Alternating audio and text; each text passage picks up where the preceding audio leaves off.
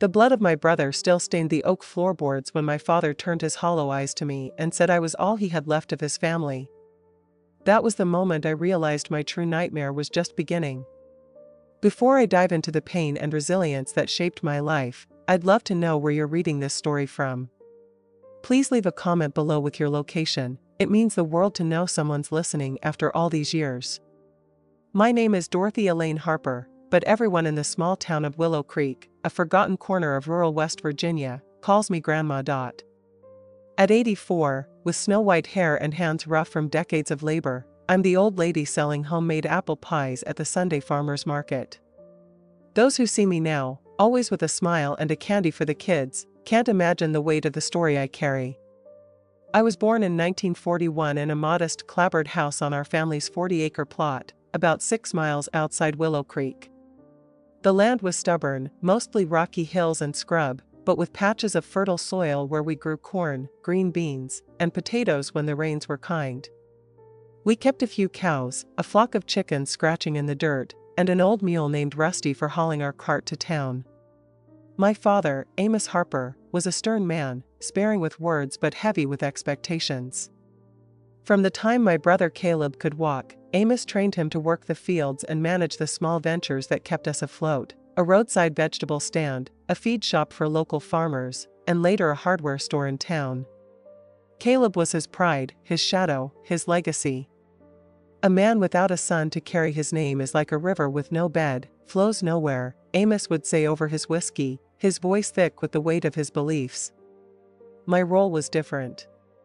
I helped Mama, Lillian Harper, with the house, cooking, sewing, making lye soap, and canning peaches for winter. A woman's worth is in keeping a home and pleasing her man, Mama would say, her eyes fixed on her work, never questioning Amos's rule. Caleb, 10 years my senior, was different. With his warm smile and hazel eyes that folks said came from our great-grandma's Shawnee blood, he was kind to me.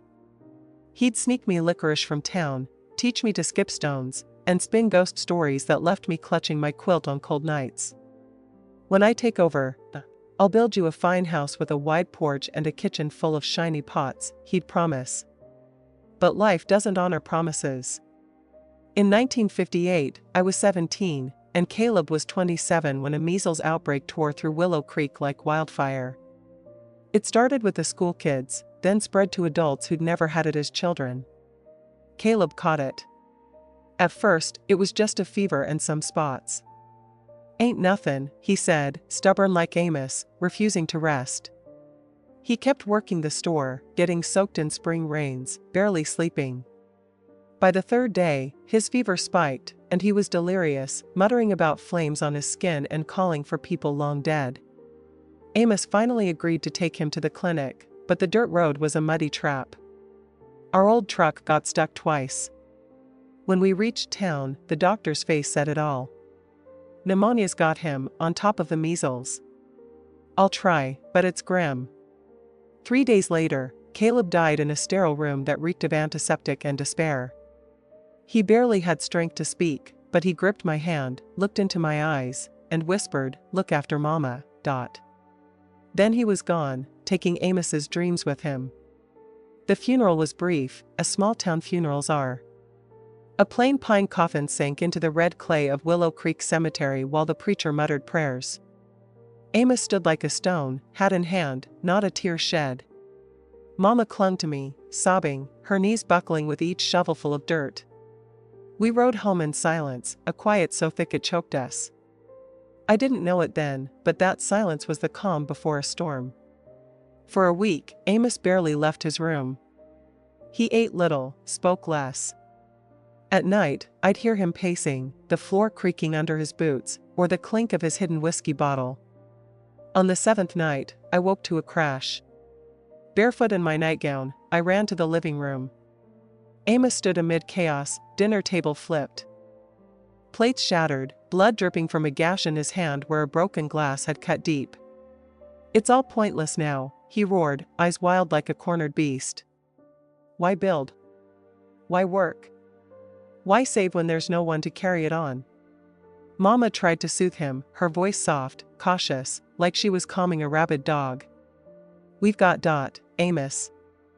we've got our girl." That's when he turned those empty eyes to me, and his words froze my blood. "Her?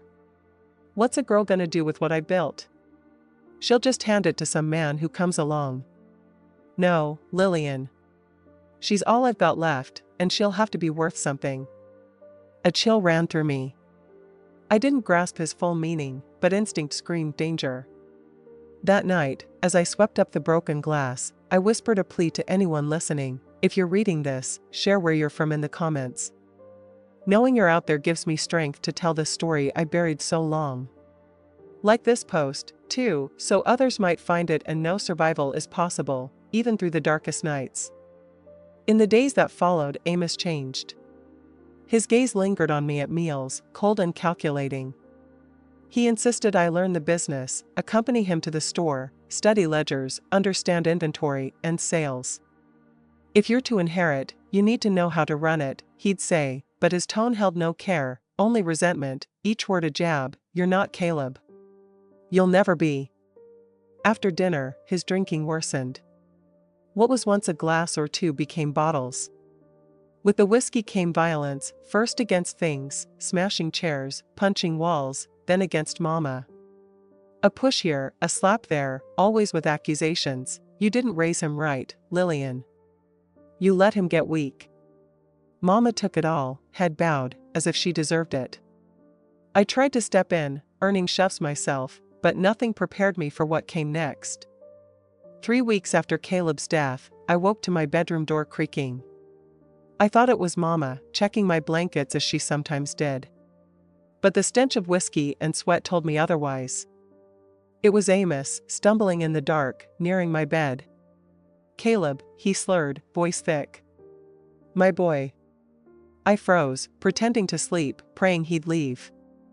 But he sat on my bed, the mattress groaning, and ran a hand through my hair. "You're back," he mumbled. "Knew you'd come back." When I tried to speak, to say I was Dorothy, not Caleb, he grabbed my arm hard. "Don't leave again. You're all I got." What happened that night, with the wind howling through the window cracks and crickets chirping outside, began a torment number 17-year-old should endure, especially from the man meant to protect her. When dawn broke, Amos was gone, back to his room. I lay wrapped in a stained sheet, sobbing silently, shame swallowing me whole. Mama found me hours later, her eyes filling with tears as she understood. She sat beside me, holding my hand, but said only, "He's sick with grief, child. Lost his mind when Caleb died. It'll pass." But it didn't pass. That night was the first of many. Amos would enter my room, sometimes calling me Caleb, sometimes knowing I was Dorothy but spitting venom. "You owe me this. Gotta be good for something, replace the son I lost." My home became a prison, my father a monster forged by grief and liquor, my mother a silent witness too broken to act. For weeks, Amos kept up appearances outside. Neighbors brought casseroles, the preacher prayed, no one suspecting the horrors behind our closed doors. But by July 1958, his madness spilled over. During the corn harvest, a worker reported half the crop ruined, stalks torn up. Amos screamed it was Caleb, angry from beyond, and ran into the fields, destroying more, begging forgiveness. Workers had to drag him back. At the store, he accused customers of cheating, saw Caleb's shadow in corners, threatened people with tools. Business dwindled, no one wanted to deal with a man unraveling. The town pharmacist, Mr. Caldwell, gave Mama pills for Amos's nerves. She slipped them into his coffee, but he'd spit it out, yelling, "Trying to poison me, woman?" Once, he threw scalding coffee in her face, leaving a scar. Still, she defended him. "It's the grief, not him." I begged her to leave. To go to her cousin Ruth in Morgantown, but she refused. Leave him like this? What would people say? A woman endures. God wills it. Then, quieter, she added, "Besides, who'd take us? You're not fit to marry now." Her words cut deep. She knew what Amos did and blamed me, as if my ruined state was the sin, not his. By late 1958, I realized I was pregnant. For 2 months, I hid it, loose dresses, tight sashes, eating little to avoid nausea. But Mama noticed while I bathed. How long? She asked, voice flat. 2 months, I think. She stared at my belly, then said, your father can't know. He'll kill us all. She spoke of a woman in Black Hollow, old widow Morse, who fixed such things. I'd heard the stories, women returning broken, bleeding, some never bearing children again, some not returning. No, Mama, I said. It's my child. She shouted, child of sin? You'd raise a monster from this abomination? Superstition ran deep, folks believed such children bore curses, twisted limbs, marked souls. I held firm, I won't kill my baby. Mama tried forcing teas, pennyroyal, cinnamon, hot baths, heavy lifting, anything to end it. Nothing worked. Amos, lost in his delusions, didn't notice. He'd talk to Caleb at the table, fight invisible foes, lock himself away with his bottles. On Christmas Eve 1958, it all came to a head. Amos returned from town, drunk, with a package. He gathered us, me, Mama, and our 2 farmhands, old Pete and Clara, in the living room. Special day, he slurred. Caleb gets a gift. He pulled out fine leather boots, the kind rich men wore, useless for a son long buried. Where's my boy? He screamed, searching the room. Pete tried to calm him, saying Caleb was gone. Amos hurled a kerosene lamp at him. Pete dodged, the lamp hit the wall, flames leaping up the dry wallpaper. The house burned fast. We fled outside, but Amos stayed, screaming for Caleb, trying to save him. Clara dragged him out as the roof caved. We lost everything, clothes, savings, memories. That night, we huddled in the barn, wrapped in scraps, the saddest Christmas I'd known. At dawn, Mama made a choice. It's over, Amos, she said, voice steady. You need help. We're going to Ruth's in Morgantown. There's a hospital there. Amos, drained of fight, just nodded. 2 days later, we boarded a rattling bus, leaving behind Caleb's grave and the ashes of our past. I didn't know then that Morgantown would bring a new kind of hell, or that there, I'd find the seeds of my revenge. Morgantown wasn't the haven Mama promised. Cousin Ruth's house was a cramped 2-story on a noisy street near the market, where the air carried the tang of smoked sausage and leather from nearby stalls. 4 of us squeezed into 2 small rooms, Ruth in one, Mama, Amos, and me in the other, my growing belly making the space feel even tighter. Privacy was a luxury I couldn't afford, not even to cry. Ruth, a widowed seamstress who ran a notion shop, was Mama's opposite, bold, opinionated, and sharp-eyed. She noticed my condition within days. Lillian, is your girl with child, or are my eyes failing? She asked over supper, her fork paused midair. The silence was suffocating. Mama stared at her plate, hands twisting her apron. Yes, Ruth, she whispered. The shame's complete. And the father? Ruth pressed, eyes narrowing. Another silence, heavier. She won't say, Mama lied, voice faint. One of the farmhands, likely. Ruth's gaze lingered on me, skeptical, but she said nothing. The next week, Ruth brought home Dr. Ellis, a city physician with a black leather bag. He's here to check Amos, she announced, and then Dorothy. No sick folks under my roof. Amos, who spent his days slumped on a porch chair, muttering to himself, barely reacted to the exam. He mumbled answers, let the doctor check his pulse, and stared blankly as the hammer tapped his knees. My turn came next. Mama tried to stay, but Ruth shooed her out. Let the man work, Lillian. Go brew coffee. Alone with Dr. Ellis, I trembled. I'd never been examined by a stranger, especially not pregnant. But he was kind, explaining each step. When he finished, his eyes held a quiet sorrow. Do you know who the father is? He asked gently. I shook my head, shame sealing my lips. How far along? 4 months, I think. And do you want to keep the child? The question stunned me. No one had asked my choice before. Mama wanted it gone, Amos didn't know. I do, I said, soft but sure. He nodded, handed me a slip for vitamins, and warned I was anemic, needing better food for the baby. In the living room, Mama and Ruth waited, tense as coiled springs.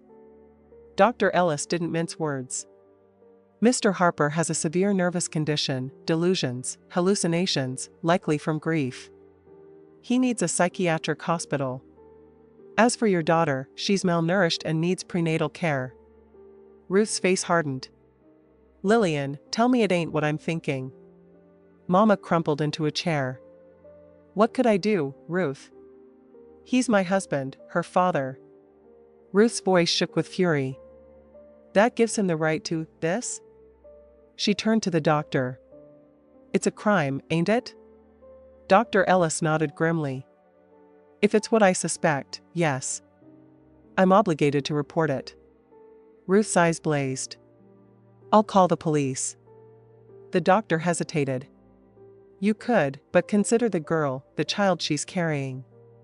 This kind of scandal becomes gossip, ruins lives. Ruth wavered, then asked, What do you suggest? Institutionalize him, Dr. Ellis said. Document his delusions, the fire he caused, the danger he poses. Leave the rest out. On a drizzly February morning in 1959, 2 orderlies came for Amos. He didn't resist, too lost in his madness to care. He climbed into the ambulance, staring at the clouds, whispering Caleb's name. As it drove off, I felt a weight lift, like I could breathe again. I looked to Mama, expecting relief, but saw guilt, shame, and worst of all, anger, at me. Happy now, she hissed when Ruth stepped inside. Everyone know. How could you do this to your father? I was speechless. How could she defend him? But I understood. Mama was molded by a time when women were taught to endure, to silence their pain. He's a man, she'd say. You must have done something to provoke him. He raped me, Mama, I said, the word raw and true. And you knew. You let it. Her hand struck my face, the only slap she ever gave me. Never say that again. He's sick, doesn't know what he does. Ruth appeared, furious. Hit her again, Lillian, and you're out of my house, not her. A cold war settled between Mama and me. She barely spoke, treating me like a traitor for Amos's hospitalization. She visited him at the sanitarium, returning with tales of his improvement, insisting he'd come home. Meanwhile, my belly grew. Ruth took me to Dr. Ellis, bought fabric for maternity dresses, and spun a story for neighbors. I was a widow, my husband killed in a logging accident. In those days, widowhood was kinder than unwed motherhood. At a 6-month checkup, Dr. Ellis delivered staggering news. You're carrying twins, Miss Dorothy. I nearly fell off the table. Twins? 2 babies to raise alone? You sure? Clear as day, 2 heartbeats. I left dazed, hands on my swollen belly. Ruth, waiting outside, saw my face. What's wrong? It's 2, Ruth. 2 babies. She crossed herself, then grinned. God's got a plan, girl. It'll be hard, but we'll manage. That night, in the narrow bed I shared with Mama, who slept turned away, I felt the twins move, kicks, rolls, like they were dancing inside me. I cried silently, vowing they'd never know the truth of their conception. I'd invent a father, a good man taken too soon, to shield them from the horror. Mama stirred, speaking without turning. What'll you do when they're born? Raise them how? With what money? I don't know, Mama. They're mine, and I'll love them. And when your father comes back? What'll you tell him? Fear gripped me. I'd almost forgotten Amos could return. He's not coming back to my life, Mama. Never. She turned, eyes glinting. He's your father, Dorothy. His blood's in you, in those babies, in those children. There's no escaping that. Her words haunted me. What if my babies carried his curse, destined to repeat his sins? Ruth snapped me out of it. Blood curse? That's ignorant talk. People are made by choices, not blood. If they're born different, we love them, teach them right from wrong, something your parents failed at with Amos. In July 1959, 16, fell for a Charleston law student on vacation. Pregnant, she was abandoned. Her parents forced her to marry Amos, a farm foreman eyeing their land. He agreed, on condition the child, me, was raised as his. Your real father never knew, Ruth said. Mama wrote him, got no reply. He's a judge now, in D.C., married, with a family. The truth reshaped everything. Amos's disdain, his obsession with Caleb, his ease in abusing me, it wasn't just grief or whiskey. I wasn't his daughter, just proof of Mama's sin. Mama's silence, her guilt, her failure to protect me, it was fear of this secret unraveling. That night, in my hospital room, I wept for the girl I was, the mother I lost, the father I'd never know, the twins carrying blood not Amos's but a stranger's. By dawn, a plan formed, not violent revenge, but a calculated erasure of Amos's name, his legacy, everything he valued. James became my ally. When I told him the truth, not the widow lie, he didn't recoil. He needs to pay, he said, furious for me. As a pharmacist, he knew lawyers and doctors. We found Mr. Larson, a Richmond attorney. I laid out my story, my birth, the abuse, the twins, my wish to sever all ties with Amos. I want to change my name, my boys' names. I want no part of him, his name, land, or money. Larson warned it'd be tough. Proving Amos wasn't my father without a paternity test was nearly impossible in 1961. Proving abuse meant airing my shame in court. Are you ready for that, Miss Harper? Yes, I said. I want my boys to know the truth someday, not carry a monster's name. At the hospital, I befriended Dr. Morgan, a psychiatrist. When I mentioned Amos's institutionalization, he offered to assess him during a sanitarium visit for research. Could help your case, he said. A week later, he returned with a report, Amos has paralytic dementia, likely from untreated syphilis. He's incoherent, sees Caleb everywhere, doesn't remember you. When told I was his daughter, he raged, insisting he had only a son. The rejection stung, but his diagnosis, permanent incapacity, was gold. With it, we changed our names without his consent. In September 1962, I became Dorothy Ellis, after James's surname, and my boys Elijah and Nathaniel Ellis. It felt clean, new. The final piece was Amos's land. I wanted to forsake it, but James argued it could secure the twins' future. With Larson, we split it. The plot with Caleb's grave and the house ruins was sold to cover Amos's sanitarium costs. The rest was held in trust for my sons. In November 1962, Amos died of pneumonia, alone, calling for Caleb. I sent a nameless wreath, my only farewell. In April 1963, James proposed. Despite my past, he wanted us, me, Elijah, Nathaniel, as family. We wed in Morgantown's Presbyterian Church, Ruth beaming, the twins toddling as ring bearers. Weeks later, we moved to Huntington, where James managed a bigger pharmacy. No one knew our history. We were just the Ellis family. I never returned to Willow Creek. Ruth wrote that the land was sold, the house site rebuilt, Caleb's grave lost to cornfields. Elijah and Nathaniel grew up calling James Dad, never questioning. At 12, I told them a gentle truth. Their biological father was a sick man who couldn't care for them, but James chose them, a truer father. So we've got two dads? Elijah asked.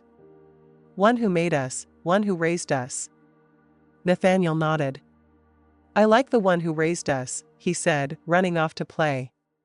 Ruth died in 1975, closing my West Virginia chapter. I enrolled in nursing school, James supporting me as I studied nights. In 1978, at 37, I graduated, a proud nurse. Elijah became a mechanic, Nathaniel a pharmacist like James. Both married, gave me grandchildren, my heart's joy. James passed in 1993 from cancer, a clean grief, unlike my past pains. We'd built a good life, rooted in love, not fear. Now, at 84, I see my revenge was perfect. Amos craved a legacy through a son. His name died with him. My boys, whom he'd have despised, bear another man's name, call another father, and thrive, untouched by his evil. If there's justice, it's this, not the bloody vengeance I once craved, but the total erasure of a man who thought his blood mattered most. I'm Dorothy Ellis. If my story moved you, leave a comment with where you're from, it lightens this old burden. Like and share so others know strength can rise from ashes. Follow for more tales of women like me, who found light in the darkest nights. Some scars never fade entirely, but they become quiet reminders of a resilience we didn't know we carried. This is the story of a woman who turned heartbreak into purpose when the life she cherished collapsed. My name is Anna Petrova. I'm 83 years old now, but my story begins when I was just 19, in a small town in Ohio, where dreams were as fragile as the autumn leaves. I was born in Willow Creek, a place where everyone knew each other's business, and my family was no exception, hardworking, modest, and tightly knit.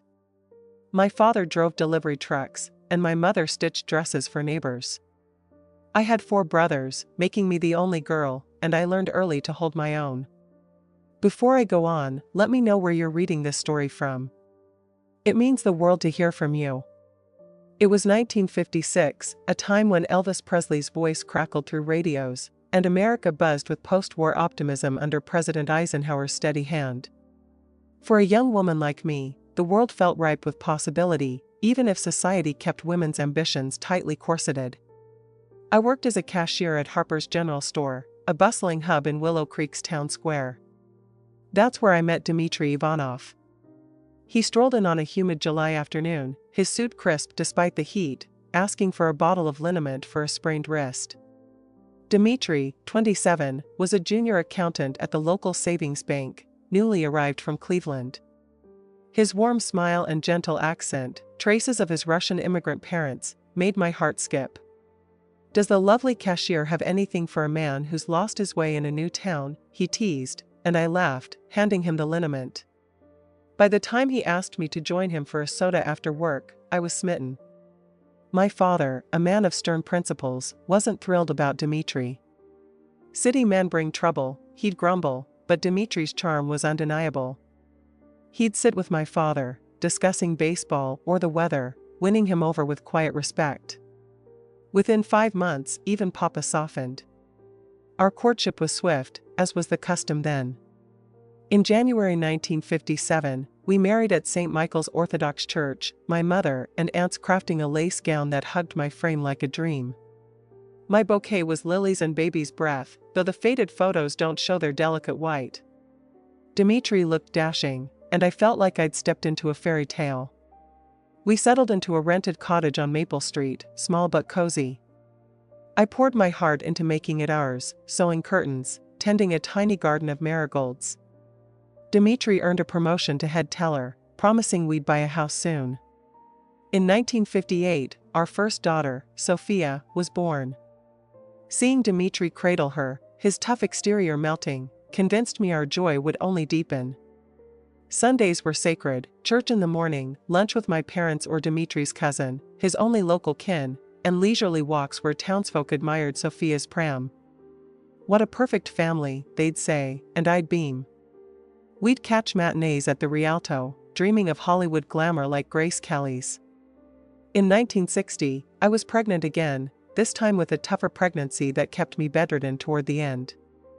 That's when Dmitry started changing. He'd stay late at the bank, citing audits or new accounts. I trusted him, why wouldn't I? He'd bring home daisies or a toy for Sophia, apologizing for his absence. Our second daughter, Nadia, arrived in April 1961 during a spring storm. The delivery was grueling, leaving me hospitalized for days. Dmitry visited briefly, always rushed. The bank's a madhouse, Anna, he'd say. Everyone's panicked about interest rates. I nodded, exhausted, pouring my energy into Sophia and Nadia. Back home, Dmitry grew distant. He snapped at Nadia's cries, ignored Sophia's chatter. At night, when he slipped in late, I'd catch a whiff of unfamiliar perfume, masked by soap. I pushed down my fears. What choice did I have? A woman with 2 young children, no trade, wholly dependent on her husband, I was trapped. It was Mrs. Kowalski, our neighbor, who broke my silence. "Anna, you're too good for this," she said, her voice firm. "Dimitri's been seen with Irina, that new teller, at the Elks Lodge, at Rosie's diner." I deflected, insisting it was work. "Work doesn't involve dancing at the Starlight Lounge," she countered. That night, I lay awake beside Dimitri, his steady breaths mocking my racing thoughts. The next morning, I asked about Irina, keeping my tone light. He stiffened, then brushed it off. "She's just a colleague, handles loans." "Why the Inquisition?" He pecked my cheek and left. But the seed of doubt took root. I noticed more: hushed phone calls, a smudge of lipstick on his collar, weekend meetings at the bank. In June, Sophia fell ill with scarlet fever, landing her in the hospital with a dangerous infection. I juggled her bedside vigil with caring for Nadia, left with my mother. Dimitri appeared briefly, never lingering. "The bank, Anna," he'd sigh. Desperate, I called the bank one night at 8 p.m., when he claimed to be working late. "Mr. Ivanov left at 5, the janitor said." Sitting by Sophia's hospital bed, her fever finally breaking, I wept, not just for her pain but for the crumbling illusion of my marriage. Where was Dimitri? Who was he with? Why lie when our daughter was fighting for her life? Sophia recovered, but Dimitri's excuses resumed. I stayed silent, tending to my girls, swallowing my pride. Divorce was unthinkable in Willow Creek, a scarlet letter that would taint us all. How would I provide for Sophia and Nadia? In November 1961, Dimitri announced he'd secured us a house in a new bank employee subdivision. It was spacious, with a yard for the girls. I should have been thrilled, but my heart was heavy. We moved in January 1962, welcomed by neighbors with a potluck. I smiled, played the happy wife, but the facade cracked. In Dimitri's desk, I found receipts for lavish dinners, a silver bracelet I'd never worn, a bottle of Chanel No. 5 I'd never smelled. Worst was a photo: Dimitri and a striking woman, arms entwined by a lake. On the back, in loopy script, "Yours always, Irina." Dated June 1961, when Sophia was hospitalized. I confronted Dimitri that night. He denied it, then exploded, accusing me of snooping. Finally, he admitted the affair. "It's nothing, Anna. You're always with the kids. A man needs more." His words cut deeper than the betrayal, twisting his infidelity into my failure. He grew cruel, calling me plain, neglectful, lucky he still provided. I began to believe him. The months that followed were a slow erosion. Dimitri stopped hiding Irina. He'd stumble home late, reeking of whiskey or perfume, his mood unpredictable. Sophia had nightmares, Nadia grew fussy. In July 1962, a bank friend whispered that Irina was pregnant. The news shattered me. When Dimitri came home, I'd packed his suitcase. "Go to her," I said, my voice steady despite my trembling heart. He laughed, a cold, cutting sound. "What'll you do, Anna? Raise 2 kids alone? No one will want you now." I was 25, but felt ancient, weighed by a broken marriage and an uncertain future. He left that night, sneering, "You'll beg me back." August 1962 closed a 6-year chapter that began with love and ended in ashes. Alone with Sophia and Nadia, no skills, no savings, in a town where divorce was a scandal, I was terrified. Yet something stirred, a spark of defiance. This wasn't the end. It was a beginning, for my daughters and me. I didn't know the battles ahead, or how Dimitri would try to break us further, but I knew we'd survive. The morning after Dimitri left, I woke to whispers through the screen door.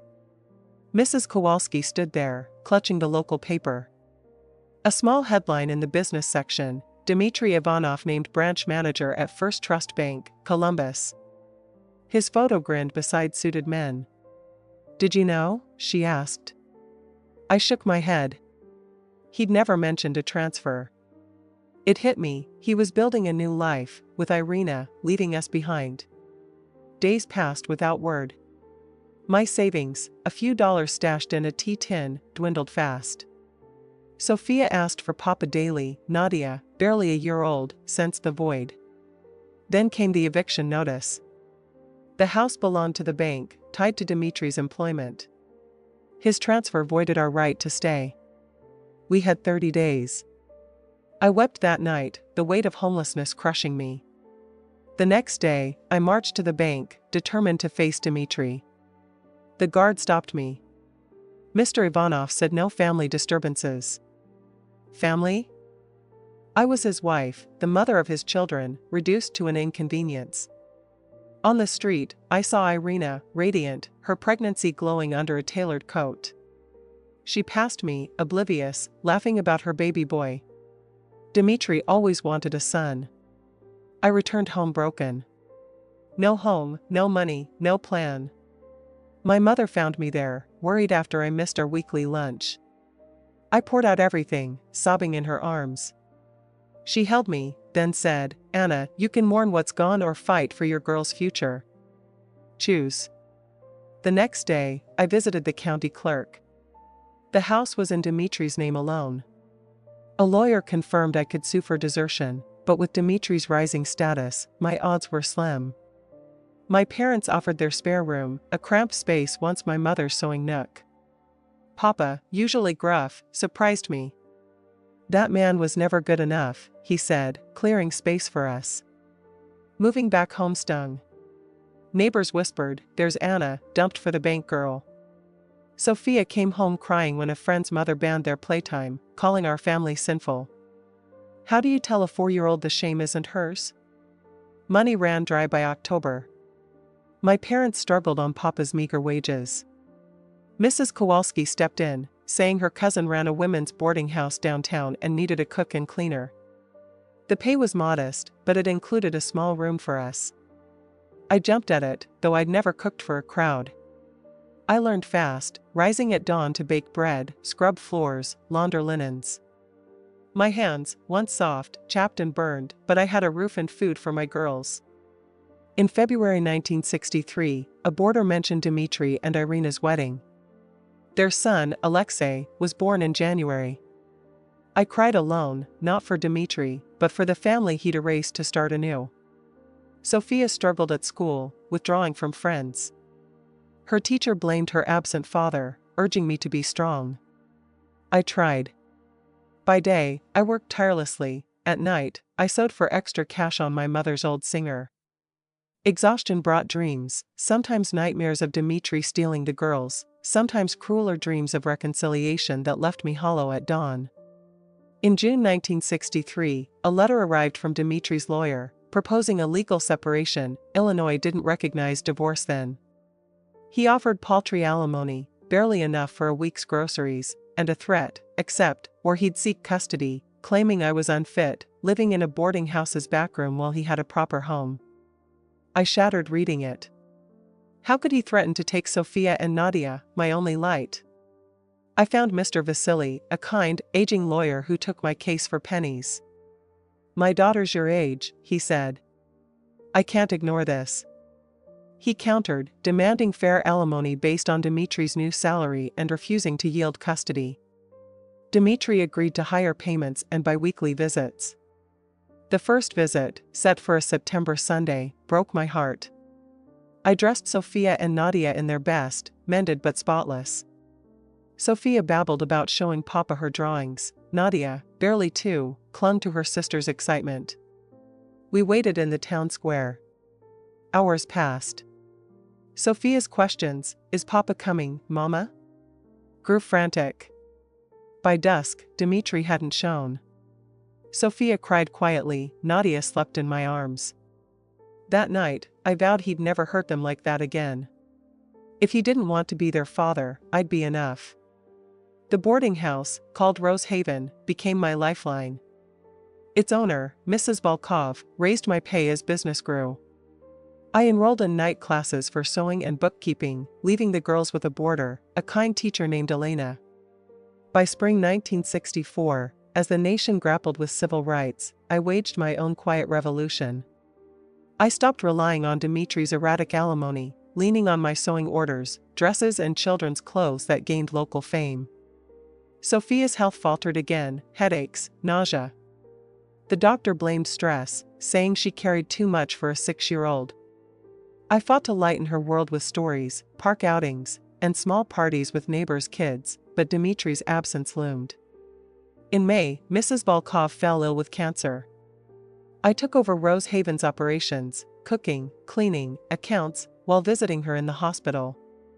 She passed in July, leaving me the boarding house in her will, asking only that I keep its name and mission, sheltering working women. At 28, I owned a business. The boarders cheered, fearing her nephew would sell it. That same month, Dimitri appeared, haggard, eyes sunken. "I want to see the girls," he said, voice laced with resentment. "Heard you're a big shot now." Sophia hid behind me, whispering, "You didn't come before." Nadia shrank away.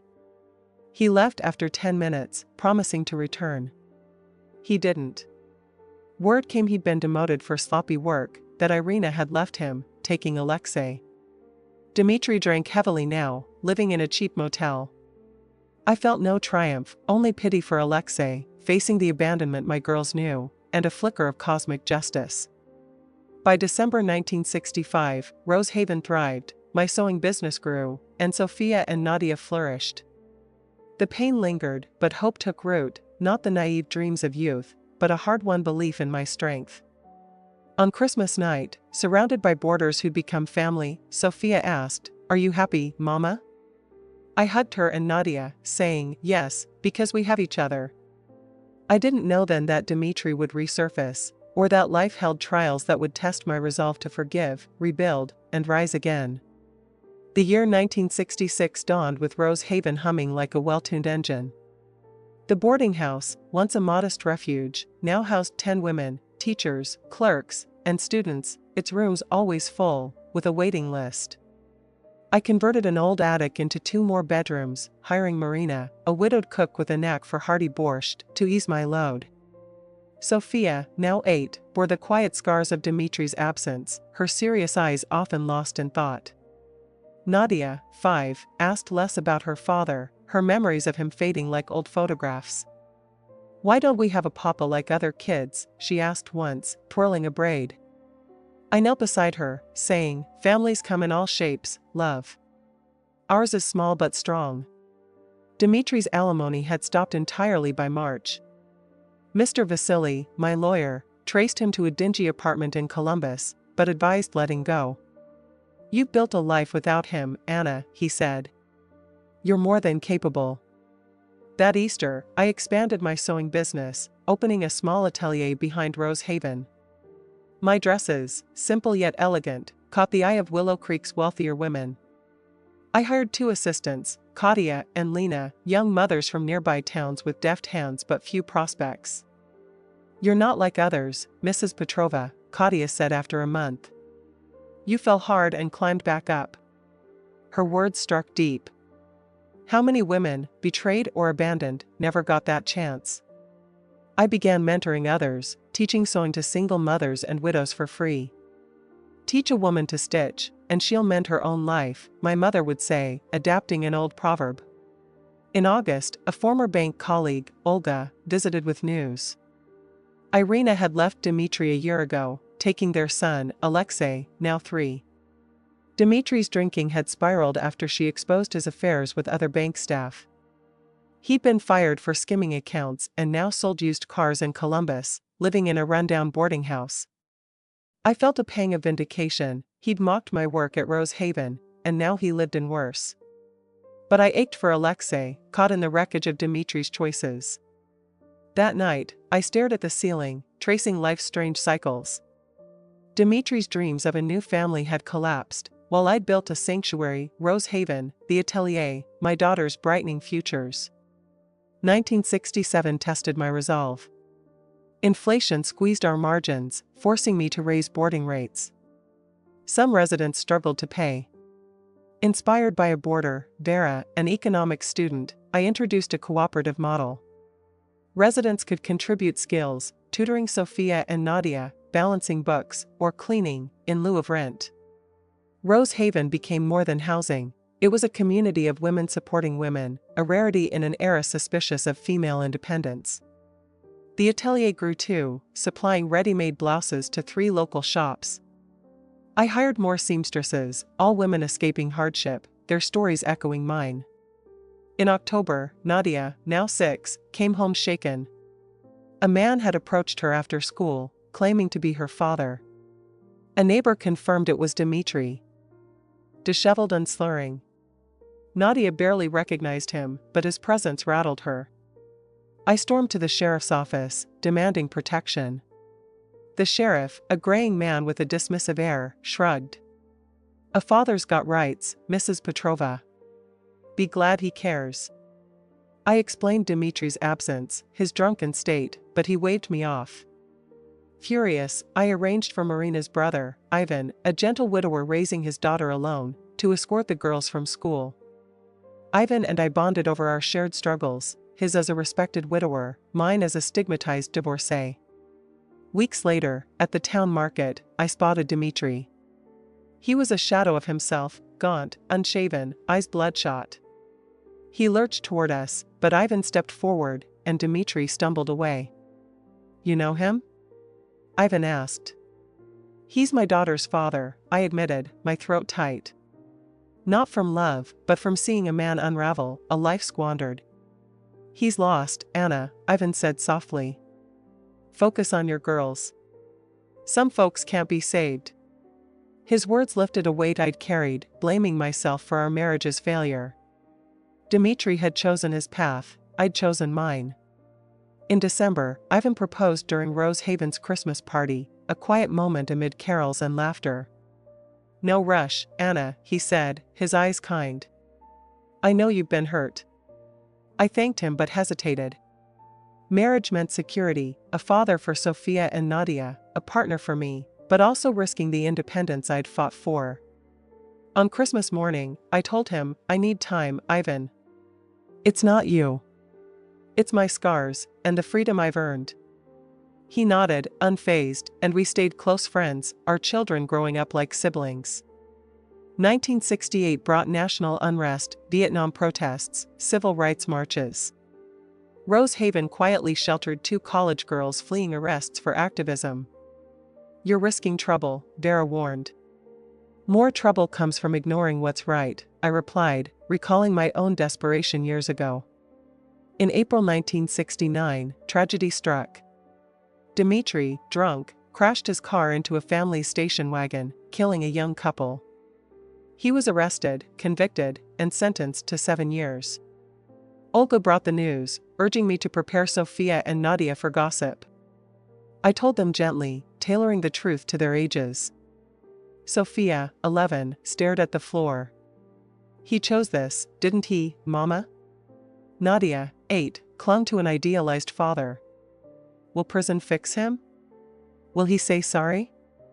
I held her, whispering, "We can hope, love, but we can't know." That night, Ivan brought lilies, my favorite, and we talked late on the porch. "Divorce isn't failure," I said. "It saved us from sinking with him." Ivan squeezed my hand. "You didn't just survive, Anna. You've bloomed." Rose Haven grew steadily, the atelier supplied 5 stores, and we opened a small cafe, Haven's Hearth, serving Marina's recipes.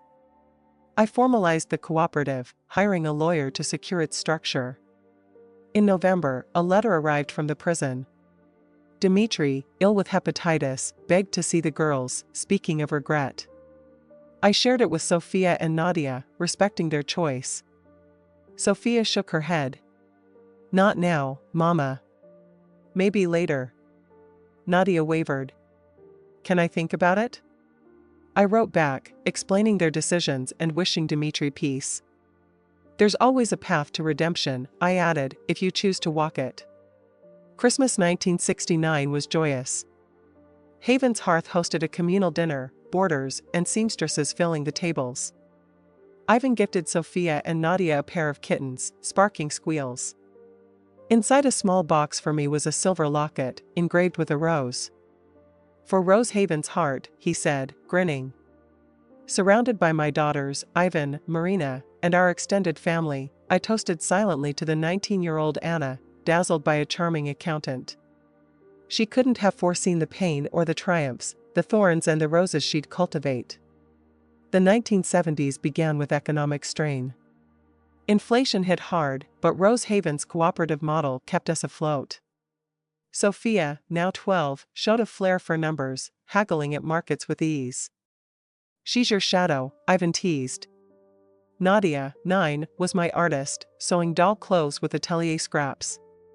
In June 1970, a lawyer's letter arrived. Dmitry, ravaged by liver disease, was dying in the prison hospital. He requested house arrest under my care, having no other family. The idea shook me. Dmitry back in our lives? Ivan urged caution. Dara suggested funding his care elsewhere. I asked Sophia and Nadia. Sophia was firm. He made his choices. Nadia, softer, said, "If he's dying, maybe we can forgive." I offered to rent him an apartment with a nurse, allowing visits if the girls chose. Before the judge ruled, Dmitry died alone, his body failing. Telling the girls was agony. Sophia wept quietly, clutching a faded photo from her 5th birthday. "He's a stranger, Mama, but he left me empty." Nadia sobbed for the father she'd imagined. "He'll never take me to the fair." We held a small funeral, me, the girls, Ivan, Mr. Vasily, and Olga. "You knew the best of him," Olga said. I wondered who Dmitry was, the man I loved, the betrayer, or all of it, tangled like life itself. Weeks later, his lawyer revealed a life insurance policy, naming me and the girls as beneficiaries. It wasn't vast, but it secured their college funds, a final, unexpected gift. In August, a pregnant 16-year-old, Maria, arrived, cast out by her family. I gave her a room and cafe work, promising support. Her story drew sneers from some neighbors, but I ignored them. Maria's daughter, Lena, was born in December. Her parents, softened by the baby, welcomed them back, but Maria insisted on working. "You showed me I can be a mother and my own woman," she told me. Haven's Hearth expanded in 1971, doubling its seating. Sophia, 13, oversaw renovations, catching errors in budgets. "She'll build skyscrapers," the contractor said. "No," Sophia corrected. "I'll be an accountant, like Papa was supposed to be." By Christmas, Ivan and I were a quiet couple, unmarried but entwined. My mother fretted over gossip, but I laughed. I'm 35, with 2 businesses and 2 daughters. Let them talk. In 1972, Ivan surprised us with tickets to Cape Cod. The girls saw the ocean, Sophia sketching lighthouses, Nadia painting waves. The trip widened their dreams. Sophia aimed for college, Nadia wanted to study art. That year, Olga shared news. Irina had died in a crash, leaving Alexei, Dmitry's 10-year-old son, in an orphanage. His stepfather refused him. The boy, my daughter's half-brother, haunted me. After talking with Ivan and the girls, I pursued custody.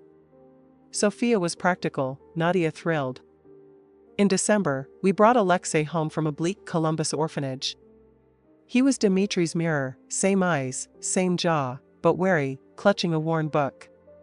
Alexei's adjustment was rocky. He tested boundaries, expecting rejection. Sophia kept her distance, Nadia embraced him. Nightmares plagued him, but I soothed him with lullabies. By mid-1973, he found solace in books, his sharp mind blooming. He's like Sophia, Nadia said, and his smile's like yours, Mama. In July, we gained permanent custody. At a cafe celebration, Nadia declared it Alexei's new birthday. Watching my 3 children, I saw family redefined, not by blood, but by choice. In 1974, Rose Haven grew into a complex, boarding house, cafe, atelier. Sophia, 16, aced advanced math, set on accounting. Nadia, 13, painted murals for the cafe. Alexei, 12, excelled in writing, dreaming of journalism. In May, a fire razed Willow Creek's orphanage. I offered Rose Haven's basement for 5 children, aged 6 to 9. Ivan renovated, boarders donated. Can you handle this? The judge asked. With my community, yes, I said. The children stayed, thriving under Sophia's math lessons, Nadia's art classes, and Alexei's storytelling. By 1975, we formalized Petal Place, a shelter for 15 children, funded by a town grant. That year, a letter came from Dimitri's mother, Elena, thought dead. She'd lost touch after Dimitri's move, now wanted to meet her grandchildren. Sophia was skeptical, Nadia eager, Alexei curious. Elena visited, frail but warm, sharing stories of Dimitri's childhood. She'd raised him alone, abandoned by his father, working as a laundress. He chased approval he never got, she said. It didn't erase his wrongs, but it humanized him. Elena stayed a month, teaching Nadia to knit, Sophia to budget, Alexei to cook. She returned for Petal Place's opening, marveling at our community. Sophia entered Ohio State's accounting program in 1976, living in Elena's Columbus apartment. Nadia studied art, Alexei literature. Petal Place grew, housing 25 children by 1978. Ivan and I held a commitment ceremony in 1979, a vow of partnership, not ownership. Elena died in 1980, leaving her apartment to the children. That summer, Petal Place alumni reunited, sharing stories of college, jobs, families. You showed us families more than blood, said Mikhail, once a scared 6-year-old. In August 1980, sitting among my roses, I reflected.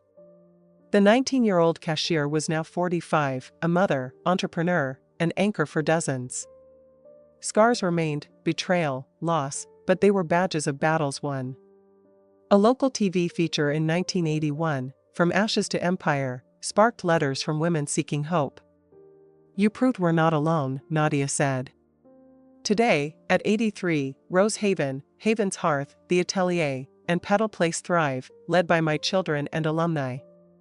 Ivan passed in 2018, leaving love-soaked memories. Sophia's a CFO, Nadia an art therapist, Alexei a journalist. In 2016, Willow Creek named Petrova Plaza for me, but my legacy is the lives touched, children who found home, women who found strength. From ashes, I grew a garden, proof that love, not pain, writes the final chapter. Some wounds don't heal, they scab over, and you learn to live with the ache, like an old broken bone that throbs before a storm. Even now, at 76, I wake some nights in a cold sweat, heart pounding, convinced I'm back in that house, with him.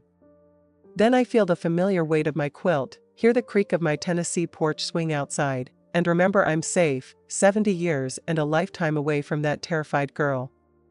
My name is Clara Mae Hensley, and I live in a small clapboard house in eastern Tennessee, where I rock on my porch and watch the seasons shift.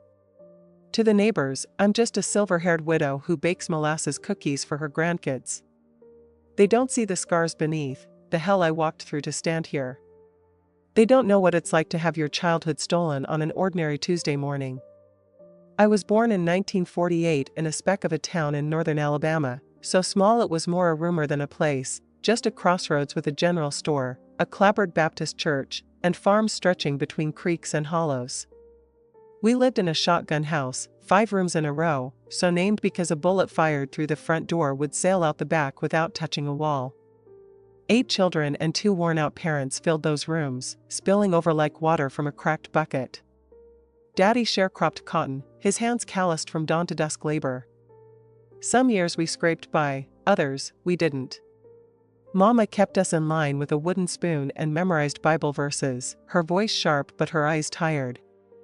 As the eldest girl, I was her shadow by age 5, cooking, minding siblings, washing clothes in the creek before I was 10. School was a luxury, 3 miles away, and I only went in winter when the fields froze. I loved those days, hoarding books from Miss Thompson, the teacher who said I had a bright mind. At night, I'd read by kerosene lamp, dreaming of cities I'd never seen. We weren't the poorest in the county, but we danced on the edge of want. Meat was for Sundays, if we were lucky. Most days were cornbread, pinto beans, and garden greens. Store-bought sugar was a Christmas miracle. My dolls were corn husks stitched with Mama's thread, but I had dreams, big, reckless ones. Twice a week, the Greyhound bus roared through town, and I'd imagine it carrying me to Birmingham's department stores or Nashville's music halls. From the top of the big oak behind our house, I'd climb higher than my brothers dared, gazing at the Blue Ridge Mountains, planning my escape. I'd be a teacher, maybe, or a secretary in a skyscraper. I was 14 this summer. It all shattered. It was July, Alabama hot, the air thick as a wet quilt. I was in the kitchen, kneading biscuit dough, flour dusting my arms, when Daddy called me. His voice had that edge, low, final, that stopped us kids cold. "Clara May, come here. Need to talk." I wiped my hands on my apron, glancing at Mama, but her eyes stayed on the floor, her mouth tight. A cold knot twisted in my gut as I stepped into the front room. Daddy sat in his chair, the only cushioned one, reserved for him. He wasn't tall, but his presence filled the space, hands gnarled, face like cracked leather from years under the sun. He rolled an unlit cigarette, staring at me. "Sit," he said, nodding to the stool at his feet. I perched, heart skittering. "You're 14 now," he began, lighting the cigarette with a match struck on his boot. "Time to be a woman." I nodded, thinking he meant my monthly cycles, which Mama had explained in clipped whispers the year before. But his next words stopped the world. "We've arranged a marriage for you." The cicadas outside went silent. My lungs turned to stone. "Marriage?" I whispered. "Yes," he said, exhaling smoke. "Your betrothed settled it with me. You'll go to his house tomorrow." I looked to the doorway, desperate for Mama, but she stood frozen, eyes down, offering no rescue. "I don't want to marry, Daddy," I blurted, trembling. His hand slammed the chair's arm, making me flinch. "There's no want about it, Clara May. Women don't choose. They obey." "Who is he?" I managed, voice barely audible over my pounding heart. Daddy took a long drag. "Mr. Vernon Caldwell." The name hit like a millstone. Vernon Caldwell, 49, was a widower and landowner, living in a grand house on a hill outside town. He owned the cotton gin where Daddy sold our crop, the store where we bought flour and thread on credit. His 3 grown sons were older than me. He'd weathered the Depression with his wealth intact, a man who never dirted his hands. I stood, breath shallow. "Daddy, he's old enough to be my granddaddy. I can't marry him." The slap came fast, knocking me back to the stool, my cheek burning, blood in my mouth. "You'll marry him and be respectable," he said, voice flat. "He's paid a good dowry. Don't make trouble." In that moment, I knew my life was no longer mine. That night, I lay sleepless on the pallet I shared with my sister Ellie, 8, who felt my tears and curled close. "Why are you crying, Clara?" she whispered. I couldn't answer. How do you tell a child that tomorrow you'll be given to a stranger, that you'll never climb the oak tree again, never dream of Nashville? I held her, memorizing her warmth, her soft hair, knowing it was the last night of my childhood. Morning came, relentless. Mama dressed me in my Sunday dress, faded calico let out twice as I grew, patched at the elbows. She braided my hair, hands shaking, and whispered, "Be strong, my girl. It'll be all right." But her eyes, wet and averted, betrayed the lie. Outside, a black Ford waited, a rare sight on our dirt road. Vernon Caldwell stepped out, tall in a pressed suit, salt and pepper hair slicked back, face stern under a wide-brimmed hat. "Fine girl," he said, eyeing me like a prize heifer. "You'll bear strong sons." My stomach churned, but Daddy's hand pushed me forward. Vernon opened the car door. I turned for one last look at home, the sagging porch, my siblings' faces in the windows, Mama clutching herself as if she might break. As the car pulled away, dust clouding the air, I watched my world vanish in the rearview. The drive was silent, the dirt road jolting us over ruts. Vernon sat beside me, his gaze occasionally flicking over, assessing his purchase.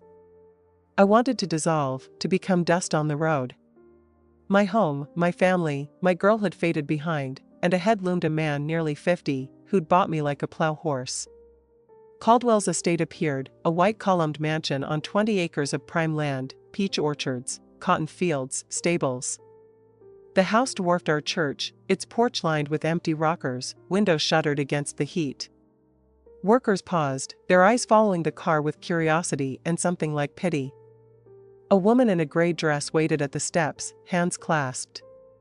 "Welcome, Miss Hensley," she said, voice crisp. "I'm Mrs. Porter, the housekeeper. I trust your journey was pleasant." Pleasant, as if I'd chosen this. "This way," she continued, leading me inside. The house was cool, dark, smelling of wax and roses. My bare feet sank into thick carpet, portraits of grim ancestors glared from wood-paneled walls. Mrs. Porter took me to a bedroom larger than our entire house. A white dress lay on a four-poster bed, beside silk undergarments I'd never imagined touching. "Mr. Caldwell expects you presentable," she said, eyeing my calico with disdain. "The bathroom's there. Wash thoroughly. I'll return in 30 minutes." Alone, I stood frozen, afraid to touch the gleaming surfaces. Tall windows tempted me. Could I climb out, run until my legs gave out? But where? Who would shelter a penniless runaway with a rich man hunting her? The ceremony was at sunset in the Caldwell family chapel, a stone building on the property's edge. No family, no friends, just Vernon's associates, a few staff, and Daddy in his one good shirt, avoiding my eyes. The preacher, a gaunt man with watery eyes, spoke of duty and obedience, never love or choice. "Do you, Clara May Hensley, take this man as your lawfully wedded husband?" My I do was a whisper, a surrender. At 14, I became Mrs. Vernon Caldwell. The reception was brief, with tiny sandwiches and champagne I couldn't touch. My stomach knotted. Guests hushed when I neared, their whispers sharp. Daddy left without a goodbye, shaking Vernon's hand and pocketing $25, the price of his daughter. As night fell, Mrs. Porter approached. Her face almost kind. "Mr. Caldwell awaits you in the master bedroom. Top of the stairs, end of the hall." The grand staircase felt like a gallows. Each step heavier, I reached the door, hand trembling. Inside, Vernon sat by the window, cigar glowing, bourbon heavy on his breath. "Come here, Clara May," he said, voice thick. I moved, eyes on the floor. "You're my wife now. Do you know what that means?" I nodded, though I didn't, not really. Mama had only spoken of duty and babies. What followed is locked in a corner of my mind, a place I've tried to forget.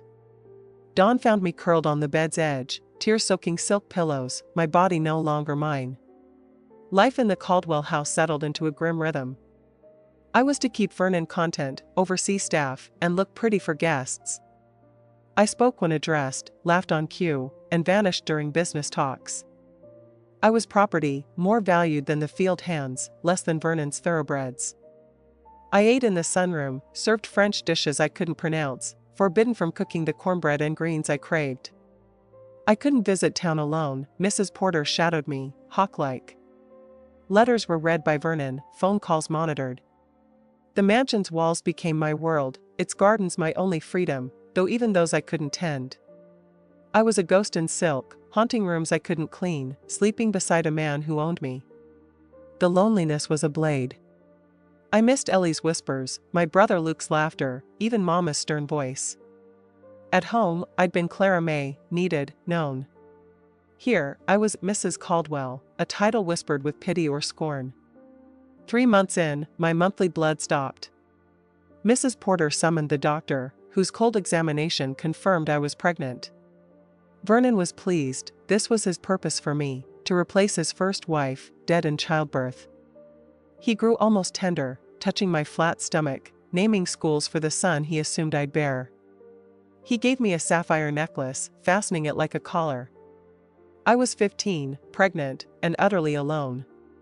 In October, a maid, Miss Etta, broke the monotony. As I sat on the porch, watching leaves fall, she whispered, "Mrs. Caldwell, someone's asking for you at the kitchen door." My heart leapt. Says his name's Luke. Says he's your brother. Luke, 16, my tree-climbing, creek-wading brother. Where is he? I was already moving. Mrs. Porter sent him off, Etta said, but he's waiting by the old sycamore at the property line. Says it's urgent. Vernon was in Montgomery, Mrs. Porter at the market. Cover for me, I begged Etta. I'll be quick. She nodded, terrified but loyal. I slipped out, darting across the lawn, heart pounding.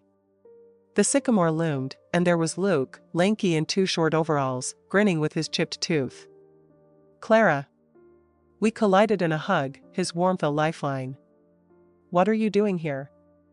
I asked, tears falling. Is everyone okay? They're fine, he said, sobering.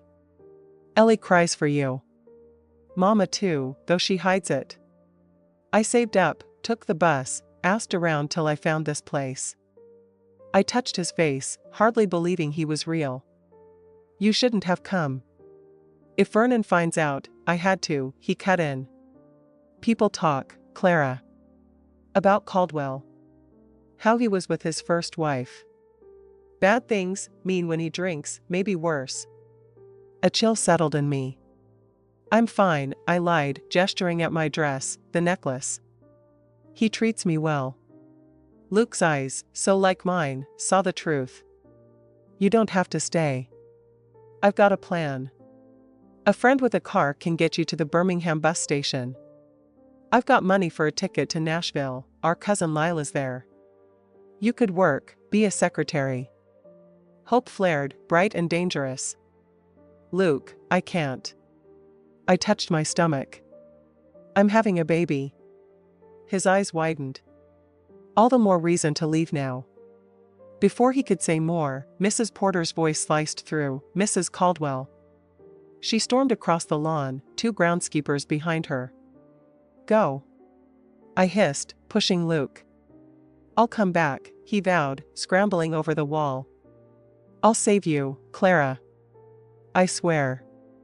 Mrs. Porter's wrath was cold, her report to Vernon inevitable. That night, a seed took root, a fragile, dangerous dream of escape. When Vernon returned from Montgomery, Mrs. Porter's report was waiting. I was summoned to his study, a mahogany-paneled room heavy with cigar smoke and the weight of his authority. I stood before his desk, hands clasped to hide their trembling, as he leaned back in his leather chair, ledger open but ignored. You've disappointed me, Clara May, he said, voice low, eyes cold as river stones. Mrs. Porter tells me you had an unauthorized visitor. Your brother, was it? I nodded, throat tight. I hadn't seen my family in months, sir. Your family, he repeated, the word dripping with disdain. You seem to forget, Mrs. Caldwell, that I am your family now. That child you carry is your family. Those people you came from? They sold you to me for $25 and a cleared debt at my store. His words cut deeper than his slap ever had, the truth of Daddy's betrayal laid bare. You were forbidden from leaving this house without an escort, he continued. No more garden walks, no porch sitting. You'll stay inside where I can ensure your safety. Safety, a cruel euphemism for control. And if that boy or any of your kin come near again, I'll have them arrested for trespassing. Am I clear? I nodded, not trusting my voice. Good. Now come here. What followed was a reminder of his ownership, a ritual of power that left me retreating to the quiet corner of my mind where I hid the pieces of myself he couldn't touch. When he dismissed me, I felt hollow, a shell moving through a house that was both prison and palace. 2 days later, pain began, a dull ache in my back that sharpened, clawing around to my belly. By evening, I was doubled over, blood staining the fine linen sheets. Mrs. Porter's tight-lipped silence confirmed what I already knew, the baby was gone. The doctor came, muttering about God's will and trying again, while Vernon stood in the doorway, expression unreadable, before turning away. That night, he slept in the guest room, leaving me alone with a grief I didn't fully understand. I mourned a child I hadn't wanted, conceived in fear, yet its loss carved an emptiness inside me. That tiny life had been the only thing in this house that was mine, and now it was gone. As autumn bled into winter, the mansion grew colder, not just in temperature but in spirit. Vernon withdrew, spending weeks in Montgomery or Birmingham, leaving me to haunt the silent rooms under Mrs. Porter's watchful eye. When he was home, his mood swung from indifference to rage, leaving bruises where dresses would hide. His drinking worsened. Some nights, he'd stumble into my room, reeking of whiskey, calling me Margaret, his first wife. In those moments, slurring into my hair, he'd reveal fragments of her story, her Savannah pedigree, their arranged marriage, her frigidity, the 2 babies she lost before the final pregnancy killed her. "You lost my son, too, Margaret," he'd mutter, accusing her through me. "Did you do it to spite me?" His words painted a chilling picture, a woman trapped, perhaps broken, by the same man who now owned me. I began to fear I'd end like her, buried in the Caldwell family plot, another tragic bride. Luke's visit, though brief, had planted a seed. Escape was possible. But how? I had no money, no education beyond 8th grade, no skills to survive beyond this gilded cage. The world outside was as alien as the mansion had been when I arrived. Then, unexpectedly, Miss Ada, the maid who'd helped me see Luke, became my ally. She began leaving gifts in my room, a newspaper, a magazine, a note scrawled on butcher paper. Small rebellions that could cost her job. One February evening in 1964, she slipped me a torn page from Life magazine, an ad circled in pencil: "Help wanted, young women for telephone operators. Training provided. Room and board available. Apply Southern Belle, Nashville, Tennessee." Nashville, where Luke said our cousin Lila lived. My pulse quickened. Could I do this? The next day, dusting Vernon's study, a task I was allowed to perform as a display of wifely duty, I checked his calendar. He'd be in Montgomery for 3 days the following week, meeting state officials. 3 days, enough time to reach Nashville if I could escape the house and get to the Birmingham bus station, 15 miles away. Miss Ada and I whispered a plan over days, snatching moments while she adjusted my dress or brought tea. Her brother, Amos, delivered produce to the kitchen. He could drive me to Birmingham. The riskiest part was money. Vernon kept cash in his desk, mad money for bribes or whims. I'd never touched it, but desperation breeds courage. The night before his trip, while he slept off a bourbon haze, I crept into his study. The drawer wasn't locked. Why would it be?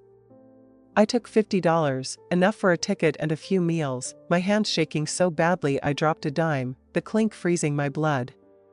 But Vernon didn't stir. I tucked the bills into my nightgown, heart pounding. The day of his departure dawned gray, a February drizzle chilling the air. I packed Vernon's suitcase, hands steady despite my fear. He barely glanced at me, issuing orders to Mrs. Porter about my meals and rest. "Everything in order when I return," he said, adjusting his hat. "You're too pale, Clara May. Get some color." His kiss was perfunctory, possessive. As his car crunched down the gravel drive, I didn't wave. Amos was due at midnight with a vegetable delivery, my cover. I packed a small valise, 2 dresses, undergarments, a hairbrush, the sapphire necklace to sell in Nashville. I wrote a letter, words I needed to leave behind: "Vernon, by the time you read this, I'll be gone. Don't look for me. I'm not Margaret, and I won't die here." I sealed it and left it on his pillow. The day dragged, each tick of the grandfather clock a countdown. I watched rain streak the windows, jumping at every creak, certain Vernon would return early. Evening fell, the cook left at 7, maids at 8. By 9, only Mrs. Porter and Miss Etta remained, my jailer and my savior. I feigned a headache, retiring early, and dressed in layers, sweater, coat, sturdy shoes for a cold Tennessee night. At 11, Mrs. Porter's footsteps echoed, checking locks. By 11:45, the house was still, rain drumming the roof. I crept downstairs, avoiding the creaky third step, valise in hand. In the kitchen, Miss Etta waited, face taut. "He's here," she whispered. back by the shed. She pressed a package into my hands, sandwiches, and a tiny silver cross necklace. For protection. I hugged her, tears burning. Thank you, for everything. Outside, rain soaked my coat as I ran to the gardener's shed. Amos stood by an old pickup, collar up. Mrs. Caldwell? Yes, I gasped. He tossed my valise into the truck bed. I'm Amos. Get in quick. The truck smelled of earth and tobacco, its vinyl seat cracked and cold. Keep your head down till we're off the property, Amos said, starting the engine. I slid low, heart hammering as we bumped down the service road. Every puddle splash felt like a gunshot, but we passed the rear gate, hitting the county road toward Birmingham. I sat up, glancing back. The Caldwell mansion silhouette faded, its columns ghostly in the rain. For a year, it had been my prison. Now, it was behind me. The Birmingham Greyhound station was a fluorescent oasis, nearly empty at 1 a.m. Amos waited as I bought a ticket to Nashville, departing at 2:15. You'll be all right? He asked, eyeing the sparse station. I will, I said, summoning courage. Tell Miss Etta I'm grateful. He nodded. Good luck, Clara May. Just Clara May, I corrected, reclaiming my name. I sat on a plastic bench, valise clutched, flinching at every sound, fearing Vernon's men. But no one came. At 2:15, the bus roared in, Nashville glowing on its sign. I boarded, took a middle seat, and pressed my face to the window. As we left Birmingham, I exhaled, free for the first time in a year. The bus hummed through the night, wipers slapping rain. Passengers dozed or stared out windows, ignoring the skinny girl traveling alone. Near the Tennessee border, dawn tinged the sky, and exhaustion claimed me. I dreamed of oak trees, Ellie's laughter, a future I might shape. Waking, I saw rolling hills, different from Alabama's flatlands. Nashville, 20 minutes, the driver announced. I smoothed my dress, hands trembling. I had $50, a necklace, and no plan beyond finding Southern Belle. Fear churned, but determination burned brighter. I'd escaped Vernon Caldwell. Whatever came next, it would be mine. The Nashville terminal buzzed with morning commuters. Clutching my valise, I navigated the crowd, overwhelmed after months of isolation. For a moment, I considered returning to the known horror of Vernon's mansion. Then I pictured his rage at my letter, his need to reclaim his property. No, only forward. At the information desk, a kind-eyed woman, Betty, gave me a map, circling Southern Belle's office. 3 blocks, blue doors, she said. Interviews start at 9, honey. Get breakfast first, Marlene's Diner, around the corner. Tell her Betty sent you. My stomach growled, I hadn't eaten since Miss Etta's sandwiches. Thank you, I said, clutching the map. Marlene, a brassy blonde waitress, served me eggs and toast. Betty sent you? Looking for work or a room? Both, I admitted. Trying for Southern Belle, but I need a place tonight. She scribbled an address. My cousin Helen runs a boarding house for ladies. Clean, affordable, no men past the parlor. Tell her I sent you. I ate slowly, savoring normalcy, truck drivers, office workers, shoppers, all living lives I might join. By 8:30, I reached Southern Belle's towering building, its blue doors looming. Fear surged, but Luke's voice echoed, You're smart, Clara. I climbed the steps. Inside, phones rang, typewriters clacked. At the desk, Mrs. Eleanor Watson, personnel director, looked up. May I help you? I'm here for the telephone operator job, I said, voice steady. From Life magazine. She handed me an application. Fill this out. References, work history, education. My heart sank, no references, no jobs, only 8th grade. I'm 16, I confessed. No references, no proper work. Her eyebrows rose. The ad said 18 and up. Please, I said, desperation leaking through. I need this. I'll work harder than anyone. Her gaze softened. Name? Clara May Hensley. She studied me. Are you running from someone, Miss Hensley? The question startled me. Yes, ma'am, I admitted. No legal trouble, and I won't be found. She smiled faintly. 20 years ago, I came to Nashville needing a fresh start. Someone gave me a chance. I'll pay it forward. Start Monday, file clerk in records. Not an operator, you're too young, but it pays a living wage. Relief flooded me. Thank you, Mrs. Watson. I won't let you down. Helen's boarding house was a Victorian haven for 12 women, secretaries, shop girls, nurses. My room was tiny, with a bed, dresser, and dogwood view, but it was mine. Helen, a stern widow, laid out rules: curfew, no men, no alcohol, meals included. At dinner, meatloaf and potatoes, the boarders welcomed me. Betty Sue, a department store clerk, shared her story of fleeing a runaway fiancé. Others spoke of broken dreams, new starts. I wasn't alone. My first week at Southern Belle was a whirlwind. The records department, a basement maze of filing cabinets, demanded precision. I filed, retrieved, updated, taking pride in each organized drawer. My coworkers, women supporting families, mentored me, sharing lunches and advice. My first paycheck, $40, was a miracle. After paying Helen, I bought a work dress, shoes, and rosewater perfume, my first selfish purchase. Spring bloomed, and I settled in: work, laundry, movies with boarders, Sunday walks in Nashville's parks. In July, Mrs. Watson offered a typing pool position, with training. I stayed late, practicing until my fingers ached, earning the promotion by August. Typing memos and reports, I felt capable, valuable. In the typing pool, I met Ruth Carter, 22, college-educated, ambitious.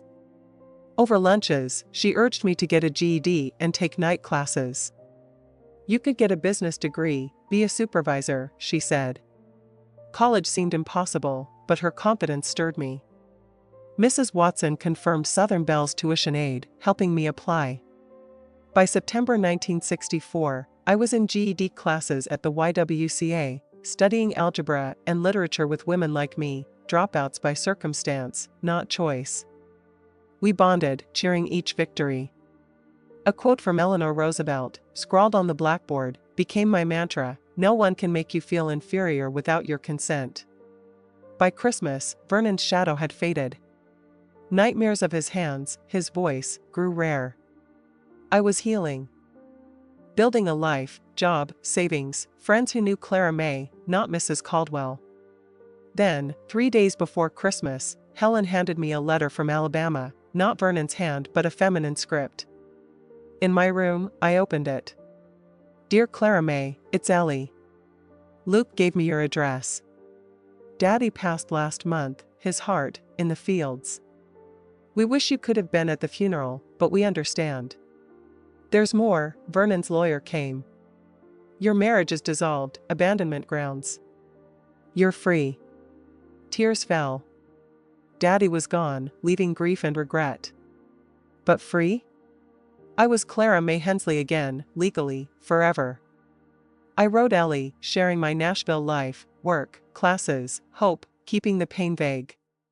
To Luke, I poured out everything: Miss Etta, Amos, the escape. You saved me, I wrote. Come visit. I mailed the letters, reclaiming my past without returning to it. In 1965, I earned my GED, celebrating with classmates. That fall, I started community college, studying business with Southern Belle's aid. By 1968, I was a junior supervisor, the work validating my worth. The world shifted: civil rights, Vietnam, women's voices rising. I understood freedom's cost and value. Luke visited in 1965, taller, a man now. We walked Nashville, rebuilding our bond as adults. In 1967, I moved to a one-bedroom apartment above a bookstore, painting it yellow, sewing curtains, choosing each thrift store chair. My 1969 associate's degree ceremony brought Mrs. Watson, Luke, and Ellie together, toasting my journey. Life wasn't flawless, loneliness, money woes, and Vernon's ghost lingered in certain scents or sounds. But I moved forward, dating cautiously, my instincts sharp. In 1972, I met James Thornton, a math teacher and guitarist, at a potluck. Our courtship was slow, respectful. On our 5th date, I flinched at his kiss, a reflex from Vernon's memory. "Someone hurt you," James said, pulling back. I nodded, voiceless. "Take your time," he said. "I'm here." Months later, I shared my story, the marriage, the escape. "Your strength amazes me," he said, holding my hands. We married in 1974, a park ceremony with Luke giving me away, Ellie my maid of honor. My cream dress, wildflower bouquet, and vows were mine. Mrs. Watson beamed, James's family welcomed me. This marriage was partnership, not possession. Our daughter, Anna Ruth, born in 1976, was loved, wanted. I raised her to know her worth, to speak up, to choose her path. My career at Southern Belle grew. I became a regional executive, hosting family Thanksgivings in our garden home. Today, on my Tennessee porch, I look back at that 14-year-old in the oak tree and the 16-year-old stepping off the bus. I'd tell her, "You survived. You built beauty from ashes." My story isn't singular. Thousands of child brides suffered silently, their potential stolen. I speak now for them, for any girl trapped, needing to know escape is possible. If you're that girl, your life is yours. It's never too late to start over. My name is Eleanor May Carter, but folks around these parts call me Miss Ellie. I'm 83 years old, sitting here on my porch in Savannah, Georgia, where the air smells of magnolias and the rocking chair creaks under me like an old friend. I've lived a long life, some years I'd rather forget, others I hold close to my heart. But the story I'm about to tell you, the one that shaped me, started when I was just a girl in Millbrook, Alabama, back in the 1950s, when the world was a different place, and so was I. I was only 12 years old when my father, Henry Carter, a man respected by our entire town, began touching me in ways no daughter should ever endure. He was the owner of Carter's General Store, a pillar of the community, always smiling, always tipping his hat to neighbors. But behind closed doors, he was a monster. The worst wasn't what he did to me, though that was bad enough. It was when I was 16 and saw him standing at the door of the bedroom where my 7-year-old sister, Clara, slept. That's when I knew he had to die. It wasn't a choice born of rage.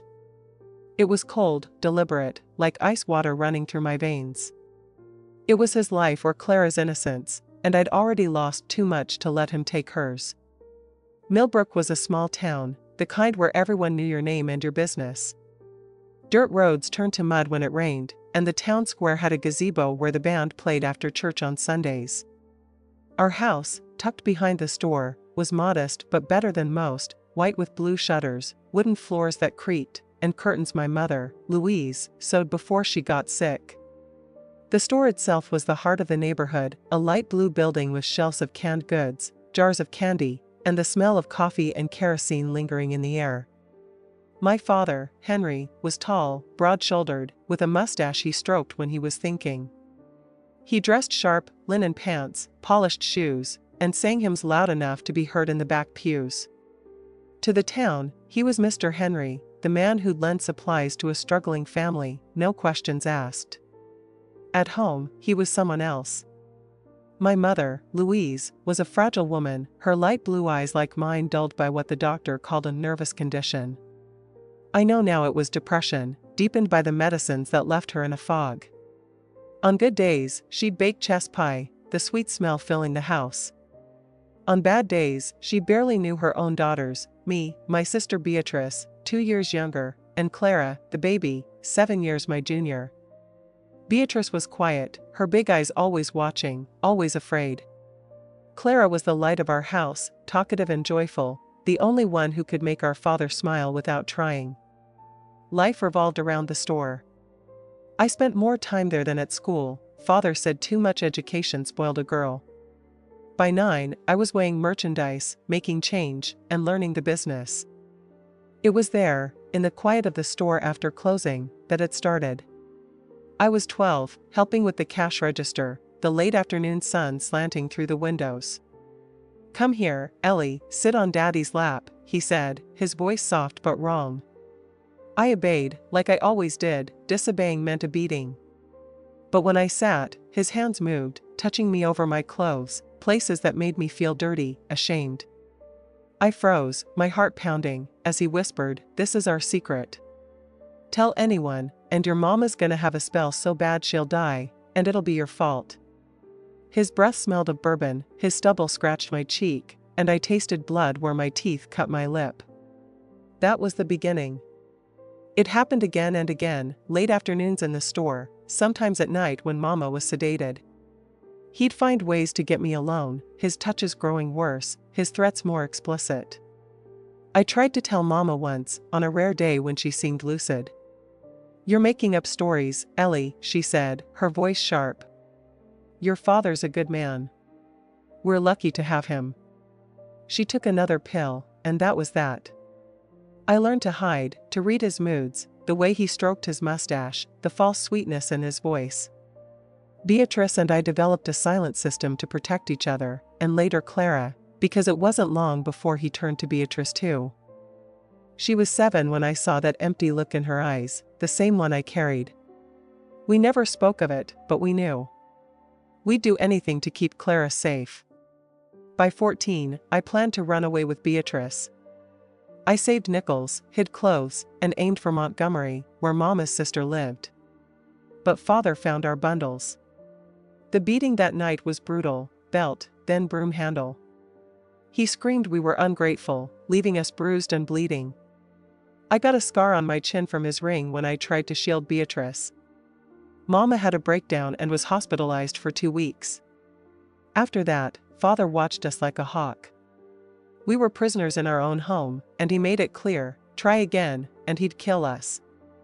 In town, he was still Mr. Henry, the honest shopkeeper, while we lived in hell.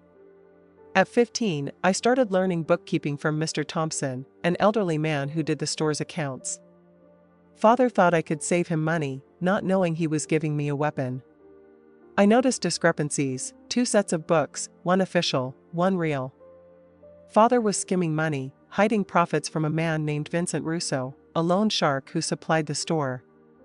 Russo was dangerous, rumors swirled of people who crossed him disappearing, their stores burned, their families gone. Father owed him thousands, a debt growing with 20% monthly interest. I filed this away, not yet knowing how I'd use it. The breaking point came when I was 16. It was a hot January night, the kind where the air feels like a wet blanket. Mama was sedated, Beatrice and I were washing dishes, and Clara was asleep. I noticed Father wasn't in the living room. My heart sank. I ran to the hallway and saw him at Clara's bedroom door, his eyes gleaming with that sick hunger I knew too well. "Daddy," I called, louder than I meant. He turned, startled, then angry, dragging me to the kitchen. "Leave her alone," I begged. "She's just a child." He laughed, a cold, hollow sound. "Who's gonna stop me? You? Your doped-up mother? The police? Nobody'll believe you, girl. I'll start with Clara tomorrow, and if you open your mouth, accidents happen. Girls fall down wells. Houses burn." His words were a death sentence, not just for Clara's innocence, but for our lives. That night, lying awake beside my sisters, I made a choice. If no one would help us, not Mama, not the teacher, not the priest, not even Grandma Hazel, who told me to endure because men are like that, I'd have to save us myself. I knew about the books, about Russo, about the fraud. If the law wouldn't touch Father, maybe Russo's kind of justice would. It was a plan born of desperation, but it was clear, I'd pit Russo against Father, let him do what I couldn't. It was him or us, and I chose us. Over the next 3 months, I prepared. I studied the books obsessively, memorizing Father's system, how he underreported sales, faked receipts, and hid money. I made subtle changes, small mistakes to test his trust. He'd grumble but never suspected me. I created false receipts for goods never delivered, forging supplier signatures by candlelight while my sister slept. I invented a fake bank account in father's name at a Birmingham bank, making it look like he was stashing thousands. Beatrice kept watch, warning me if father came home early. An unexpected ally emerged, Mrs. Lillian, the store's cook, a widow in her 60s who saw my bruises and said, "Some evils need cutting out like weeds." She distracted father, giving me time to work, and tipped me off about Russo's visits. The plan came together the day before Russo's next visit. Mrs. Lillian whispered, "He's coming tomorrow, and he's angry. Heard he's onto other cheats." That night, I made final changes to the books, amplifying the discrepancies. I wrote an anonymous letter on the store's typewriter, wearing gloves stolen from the doctor's bag. "Mr. Russo, Henry Carter's been cheating you for years. He keeps 2 sets of books. The real ones are in a hidden drawer under the office desk. He's diverted over $5,000 to a secret account in Birmingham. Check the receipts, many are forged. He laughs at you. A friend who values justice." I left fake receipts and a forged note in father's handwriting on the desk, loosening the hidden drawer's mechanism. The next day, Russo's driver, Eddie, came to announce the visit. As he left, I slipped him the letter, saying, "This fell from your pocket." He took it without a word. My heart pounded as father returned, checking the books. He noticed a mistake but waved it off when I apologized. At 6 p.m., Russo arrived with his enforcers, Scarface Joe and Big Mike. Father sent us to Mrs. Cotton's, our neighbor. I saw Russo holding my letter as we left. At Mrs. Cotton's, Beatrice and I waited, barely touching the cornbread she offered. At 9 p.m., we heard Russo's car speed by. I lied to Mrs. Cotton, saying father forgot to call us back, and took my sisters home. Clara slept. Beatrice stayed with her while I snuck into the store.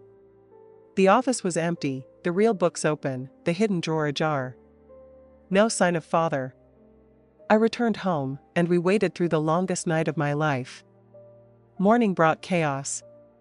Neighbors gathered outside the store, whispering. I ran over, pushing through the crowd. They carried out a body under a sheet, father's gold ring glinting on a lifeless hand. Mrs. Lillian appeared, her voice steady. "Your daddy was found in the storeroom, child. A business deal gone wrong." Sheriff Daniels muttered about Russo but said it'd be filed as a debt dispute. No one investigated. Later, I saw the office, ransacked, books gone, blood splattered on the wall, a dark stain on the storeroom floor. Russo had found the fraud and delivered his justice. Relief hit me like a wave, but so did guilt. I'd caused my father's death. Was I a monster too? Beatrice looked at me with understanding, never asking outright. Clara, too young to grasp it, thought father went to heaven. The store was sold to Russo's men, and we found father's life insurance, a fortune that gave us a chance to start over.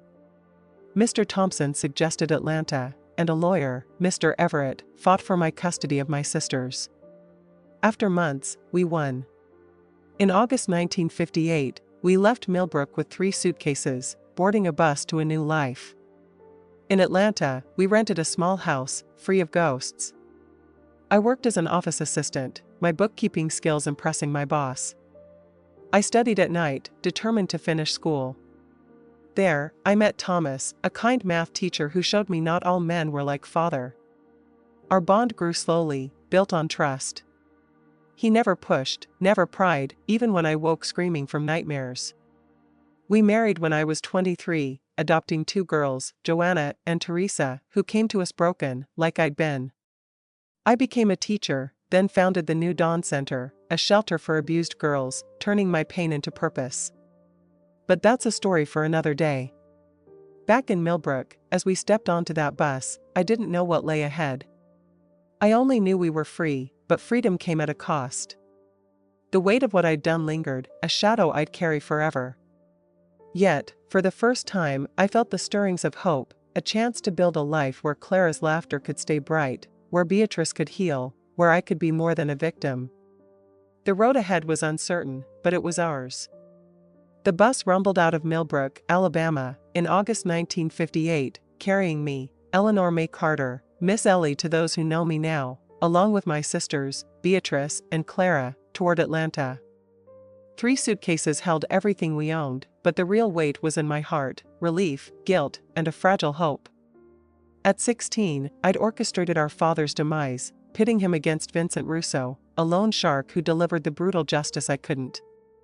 Henry Carter, the respected shopkeeper who'd abused us, was gone, leaving us free but scarred.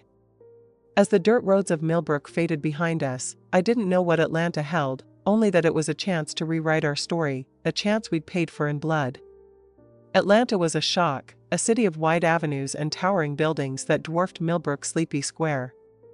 Our new home in the West End was modest: 2 bedrooms, a small kitchen, and a living room with windows that let in light untainted by fear.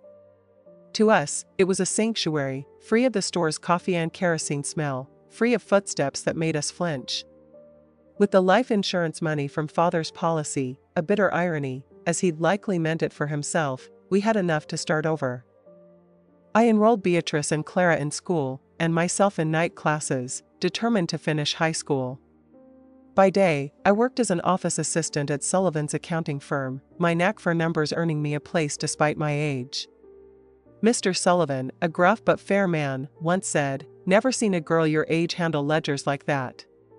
I didn't tell him I'd learned by unraveling a monster's fraud. Life wasn't easy. I was 16, raising 2 sisters, haunted by nightmares of that blood-splattered storeroom. Beatrice, 14, carried her own ghosts, her quiet eyes watching me as if she sensed my secret but never asked.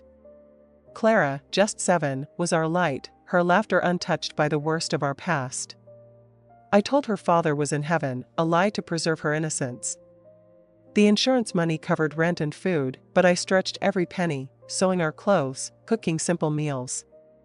Social workers checked in, ensuring I was fit to care for my sisters, a condition of the custody Mr. Everett, our lawyer, had fought for.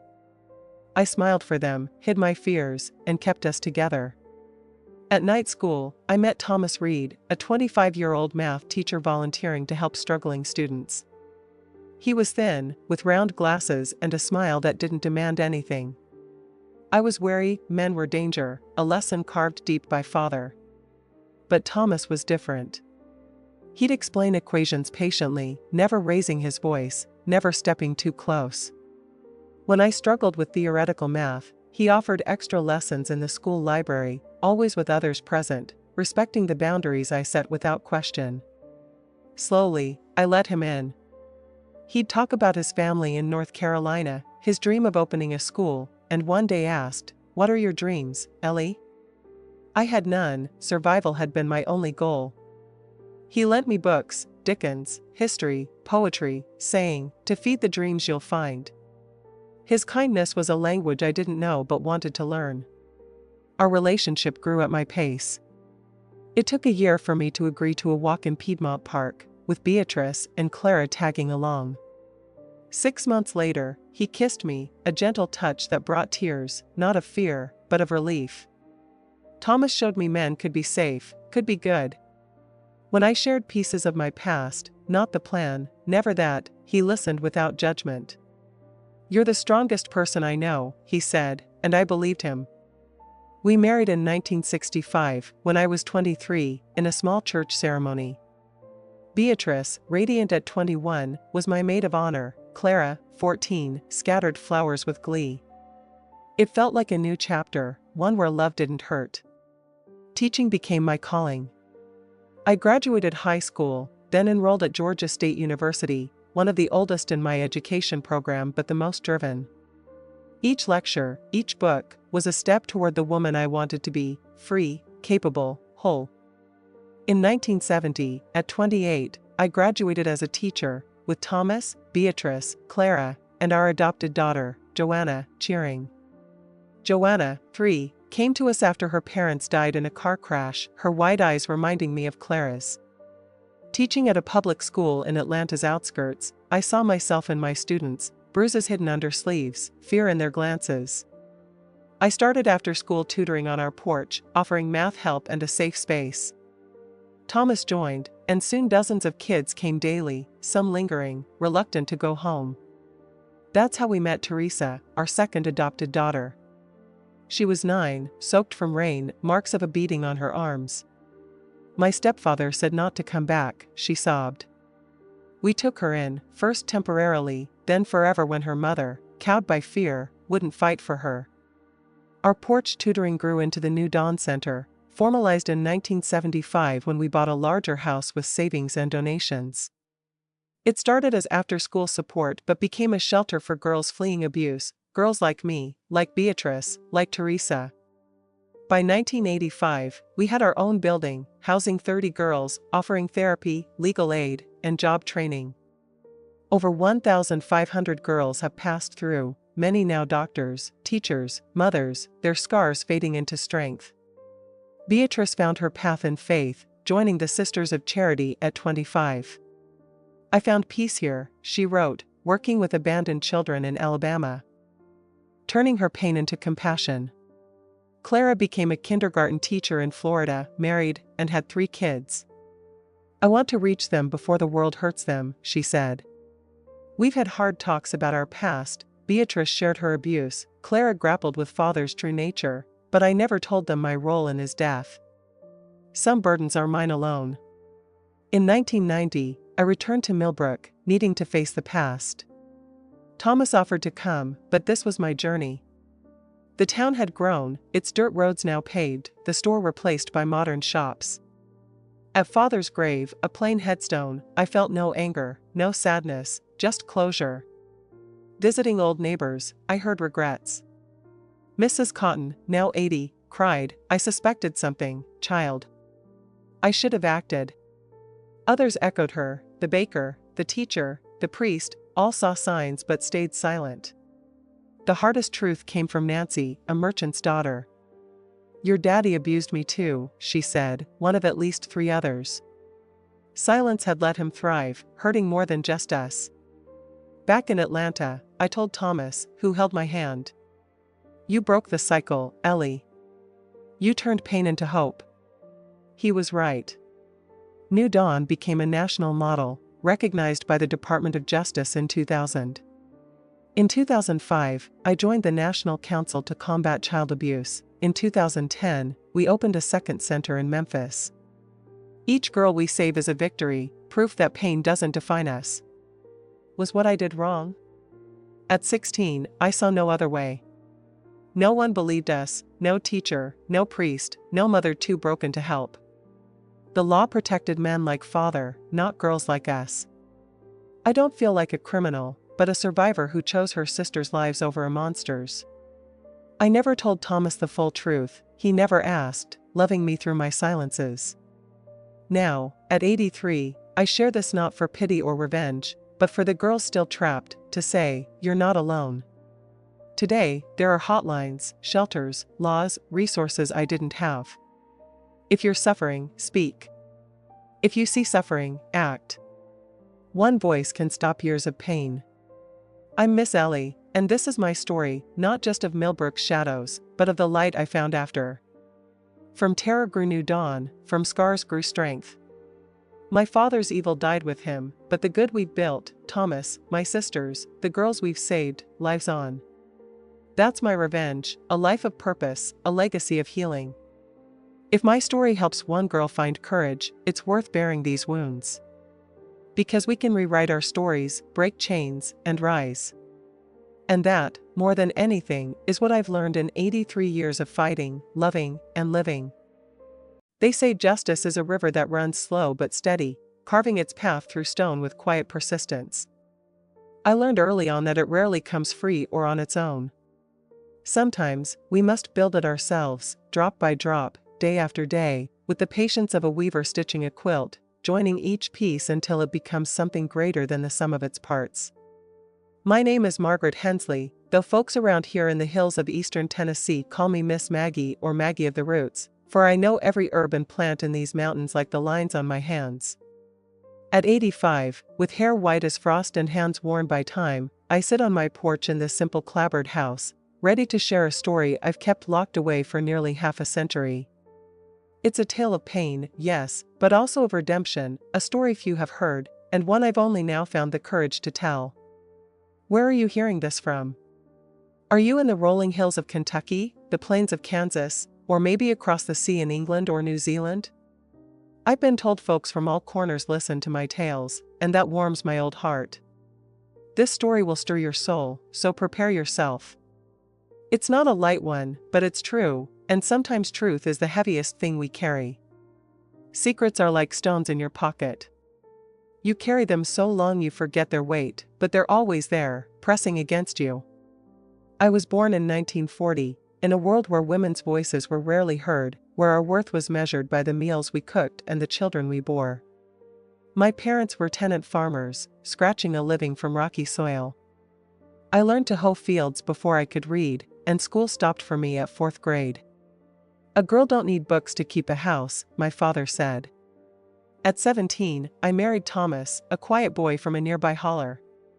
It wasn't love, not the kind you read about, but necessity.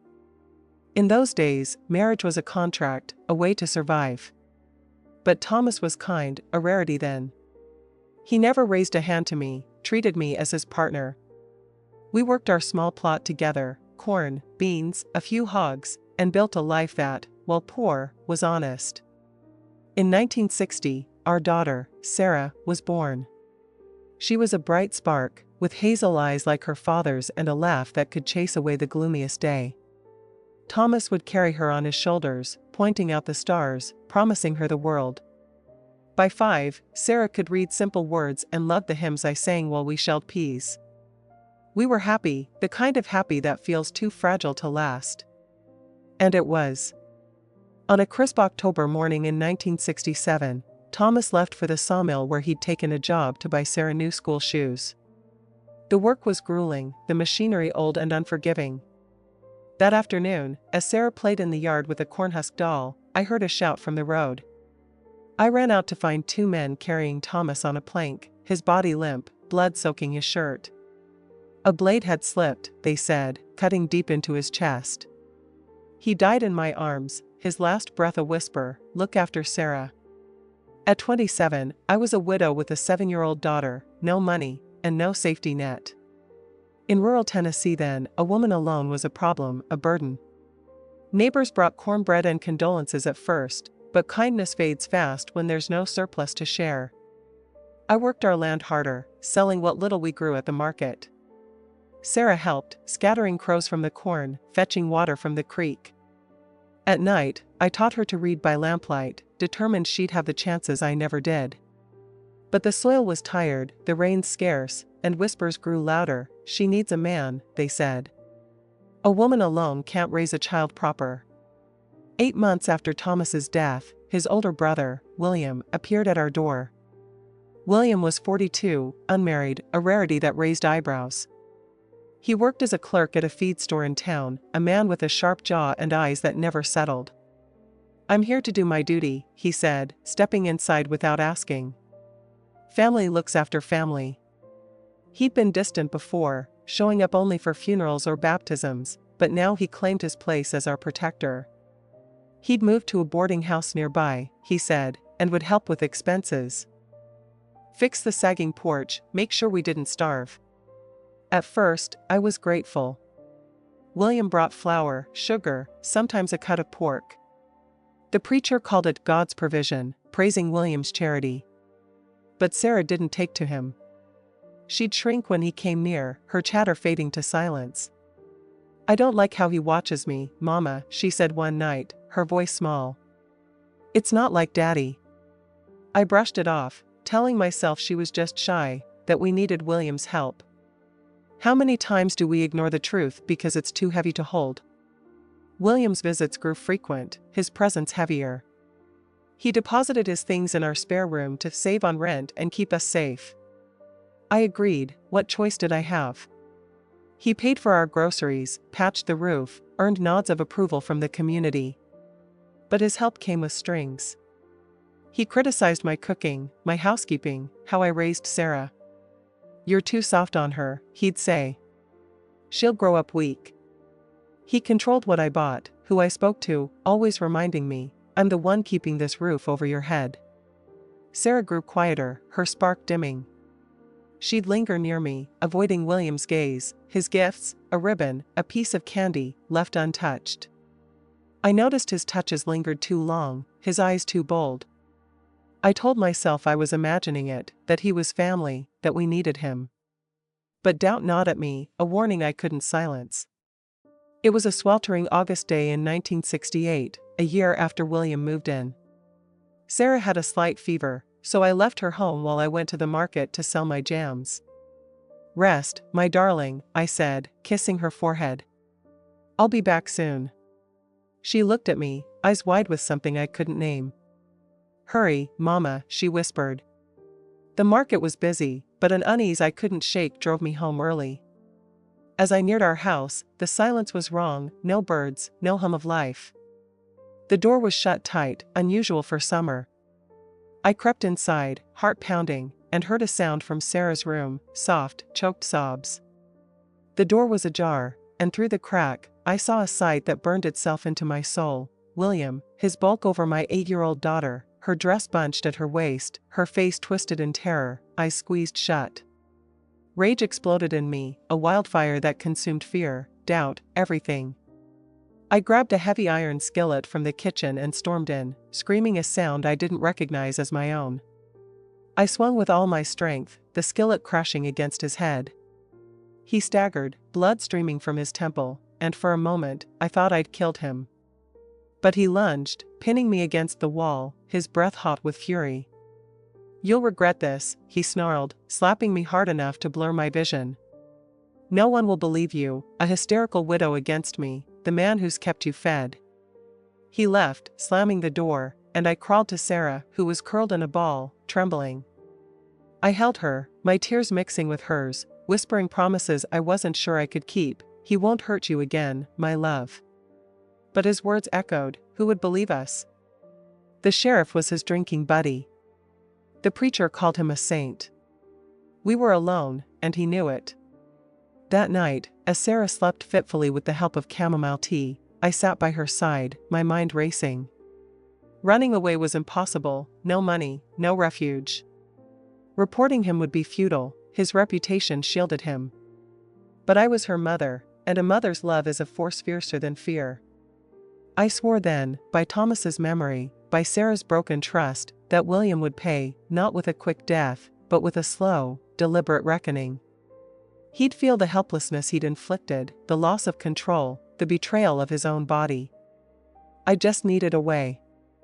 3 days later, I took Sarah to the only person I thought could help, Miss Cora, a woman who lived alone by the river, an hour's walk from town. Some called her a healer, others a conjure woman.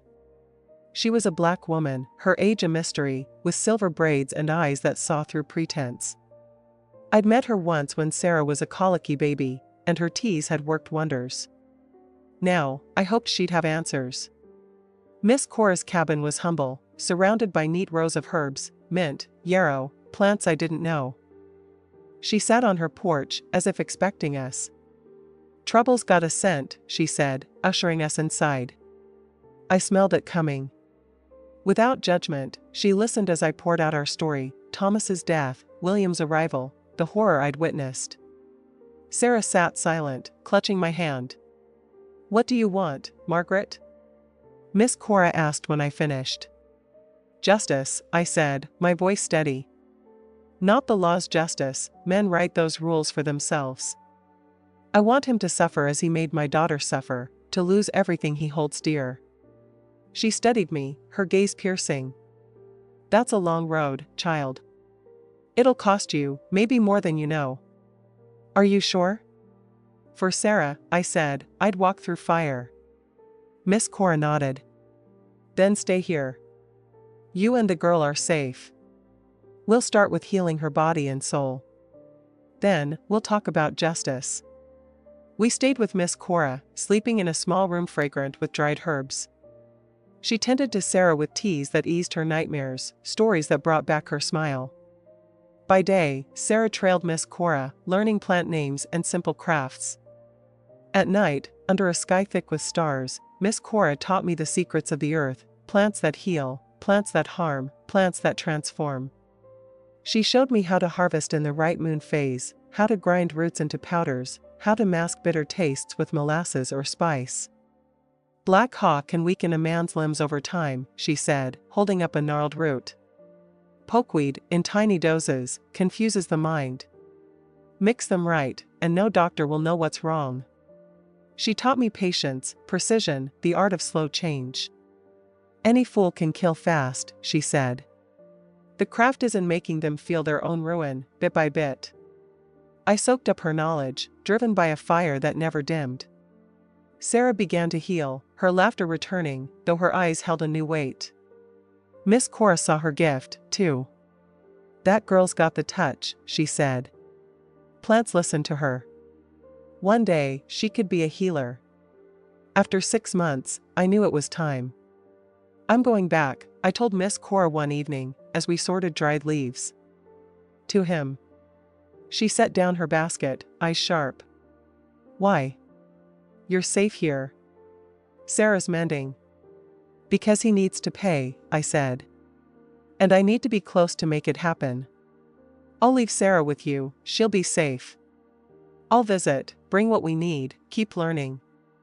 Miss Cora sighed. You're strong, Margaret, but this path has shadows. It'll change you. I know, I said. But some things are worth the cost.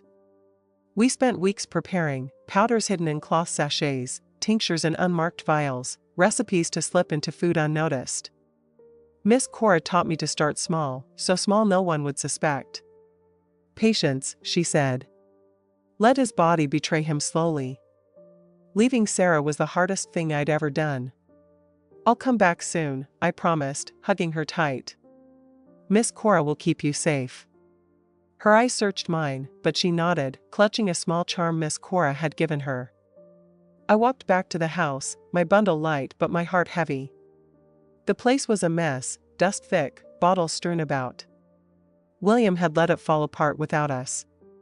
I cleaned, cooked, made myself indispensable, knowing he'd be home soon. When he walked in, his eyes narrowed. What's this? He growled. I've come back, I said, eyes down, voice soft. If you'll have me. Where's the girl? With cousins in Kentucky, I lied. Until I'm sure things are right between us. He smirked, smug. Realized you can't make it without me, huh? Nobody wants a widow and her brat. I swallowed my rage, nodding. You were right, William. I was foolish. I'm grateful for your help. He bought it, his ego too big to question my meekness. You'll sleep in the back, he said. And you'll earn your keep. Yes, William, I said, turning to the stove. Supper's almost ready. I started small, a pinch of powder in his coffee, a drop of tincture in his stew. He didn't notice, too busy reveling in my submission. I cleaned, cooked, mended, all while watching, waiting. He was cautious at first, sniffing his food, but my deference disarmed him. By the 3rd month, he stopped checking. The first signs came in the 5th month, a slight shake in his hand. A stumble on the porch. Just tired, he muttered, brushing it off. I played the doting sister-in-law, suggesting rest, serving more of the beans he loved, laced with my special blend. Every week, I trekked to Miss Cora's, bringing Sarah's drawings, updating Miss Cora on William's decline. Sarah was blooming, reading fluently, helping Miss Cora with remedies. He's not better, is he? She asked once, her voice steady. No, I said. And he won't be. Miss Cora handed me fresh supplies. Slow and steady, Margaret. Don't let anger rush you. By the 2nd year, William's symptoms were undeniable. His hands trembled constantly, spilling his drink. He tired quickly, his temper flaring as his strength waned. Must be the damp, he grumbled, seeing the town doctor, who prescribed tonics that did nothing. I hid my satisfaction, tending to him with false concern, slipping more of the mixture into his meals. He lost his job in the 3rd year, his hands too unsteady to stack sacks of feed. His pride crumbled, and he leaned on me more, trusting the remedies I offered. The irony was bitter, he'd taken my power, and now I held his life in my hands. Sarah returned that year, now 11, stronger, wiser.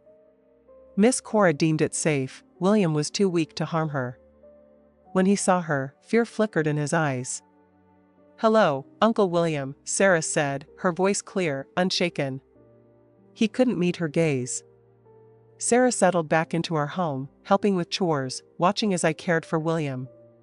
She never stayed alone with him, not from fear but choice. At night, we'd sit on the porch, whispering under the stars.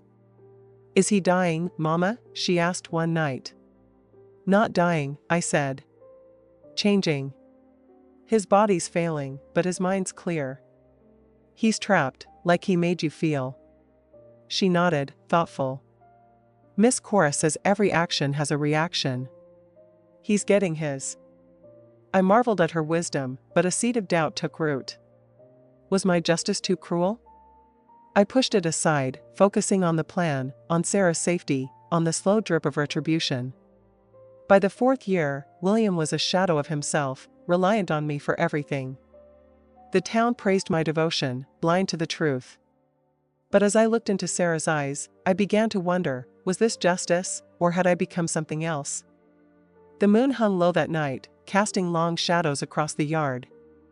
I sat by William's bed, watching his chest rise and fall, his hands twitching even in sleep.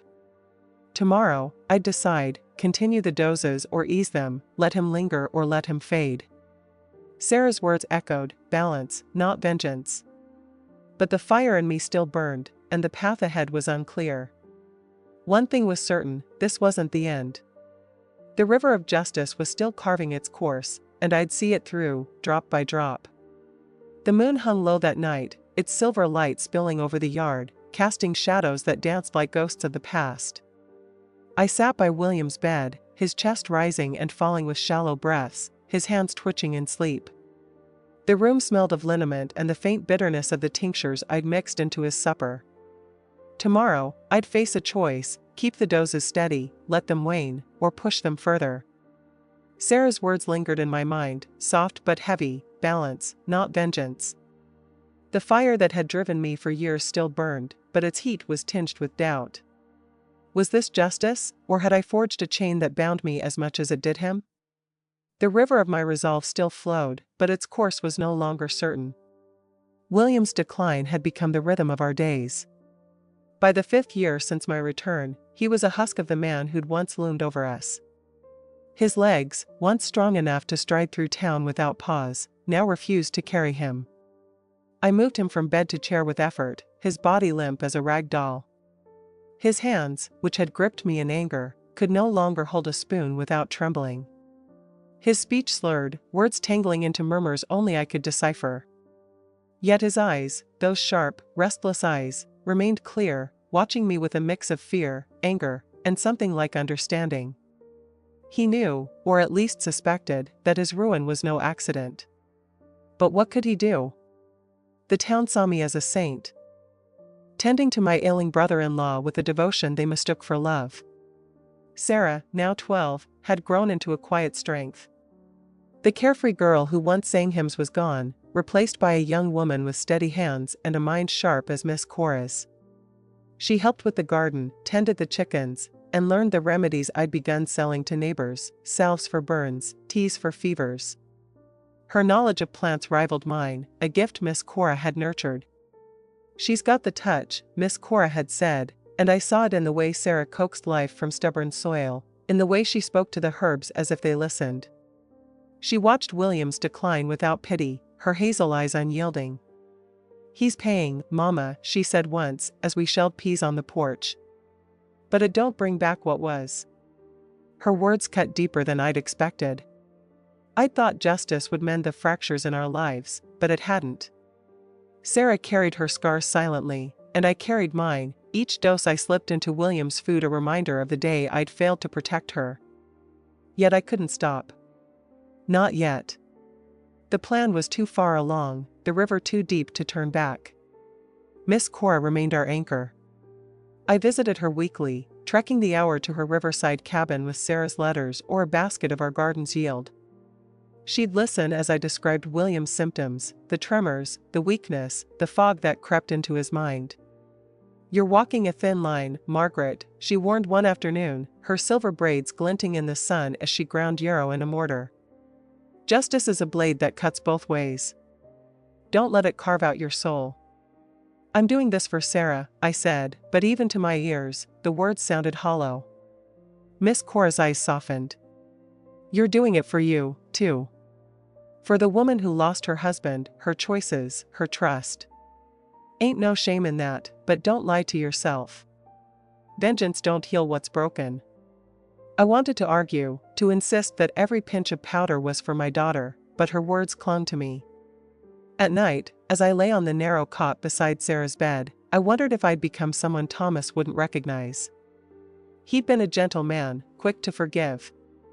Would he have understood this path? Or would he have seen it as a poison not just in William's body but in mine? William's condition worsened steadily.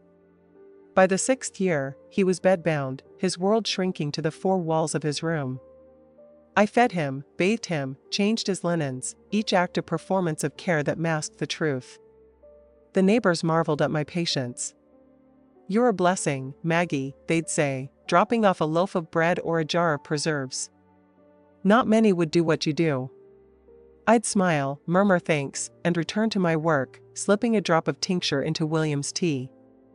The irony was a bitter comfort. He'd taken my power, and now his survival depended on my hands. Sarah began to help with his care, not out of kindness but a need to see the consequences of his actions.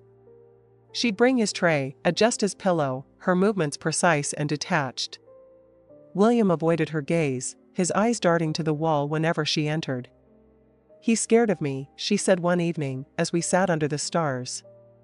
He knows what he did. He knows, I agreed, my voice low. And he knows he's paying for it. She turned to me, her face half lit by moonlight. How long, Mama? How long does he have to suffer before it's enough? I had no answer. The question haunted me, echoing Miss Cora's warnings. I'd set out to make William feel Sarah's helplessness, but now I wondered if I'd gone too far, if the justice I'd crafted had become something darker. Yet stopping felt like betraying Sarah, betraying myself. So I continued, the doses steady, the river flowing. In the 7th year, when Sarah was 14, I decided she deserved the full truth. She'd suspected for years. I saw it in the way she watched me stir William's meals, the way she noted his symptoms with a healer's eye. One night, under a full moon that bathed the porch in silver, I called her to sit beside me on the bench Thomas had built, its wood worn smooth by time. There's something you need to know, I said, my hands clasped tight to keep them from trembling. About William's sickness. She nodded, her eyes steady. It's not natural, is it? No, I said, the word heavy. When we stayed with Miss Cora, after we left, I learned things. Not just how to heal, but how to change. The powders, the teas, they're not medicine. They're making him this way, slowly, so he feels what it's like to be trapped, powerless, like he made you feel. Sarah was silent, her gaze fixed on the moon. You're poisoning him, she said, not a question but a statement. Not to kill, I said quickly. To transform. To take away his strength, his control, bit by bit. It's justice, Sarah. She turned to me, her face unreadable.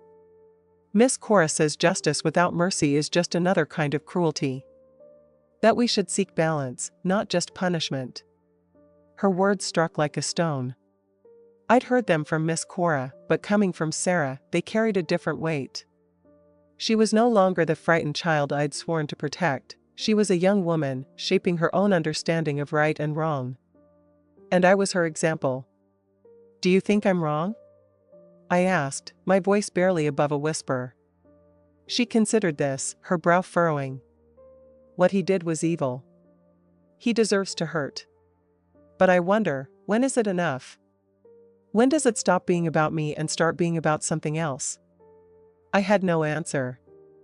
For years, I'd been so certain, driven by a fury that felt righteous. But now, seeing the wisdom in my daughter's eyes, I felt a crack in my resolve. I don't know how to stop, I admitted. Not after everything. Sarah took my hand, her grip firm. We'll find a way, Mama. Not to forgive him, never that, but to let go, for us. In the weeks that followed, I began to reduce the doses. Not enough to reverse the damage, William's body was too far gone, but enough to slow his decline. It wasn't mercy, not exactly, but a step toward the balance Sarah spoke of.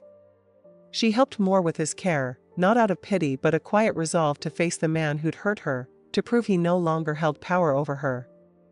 William's eyes followed her, a mix of shame and fear, but he never spoke of that day. Perhaps he couldn't, or perhaps he knew it would change nothing. By the 8th year, William was a prisoner in his own flesh. His muscles had withered, his voice a faint rasp. I fed him soft foods, wiped his chin, turned him to prevent sores. The town's praise grew louder, Mrs. Hensley, the selfless widow, a model of Christian charity. If only they knew. I whispered to him sometimes, late at night, as I adjusted his blankets. Feel this, William? This is what it's like to have no choice, no control. This is what you did to her. His eyes would widen, but his tongue couldn't form a reply. The punishment fit his crime, yet Sarah's words gnawed at me. When is it enough? Miss Cora's health began to falter that year. At nearly 90, her body was tiring, though her spirit remained fierce. Sarah and I spent days at her cabin, brewing teas, tending her garden, repaying the care she'd given us.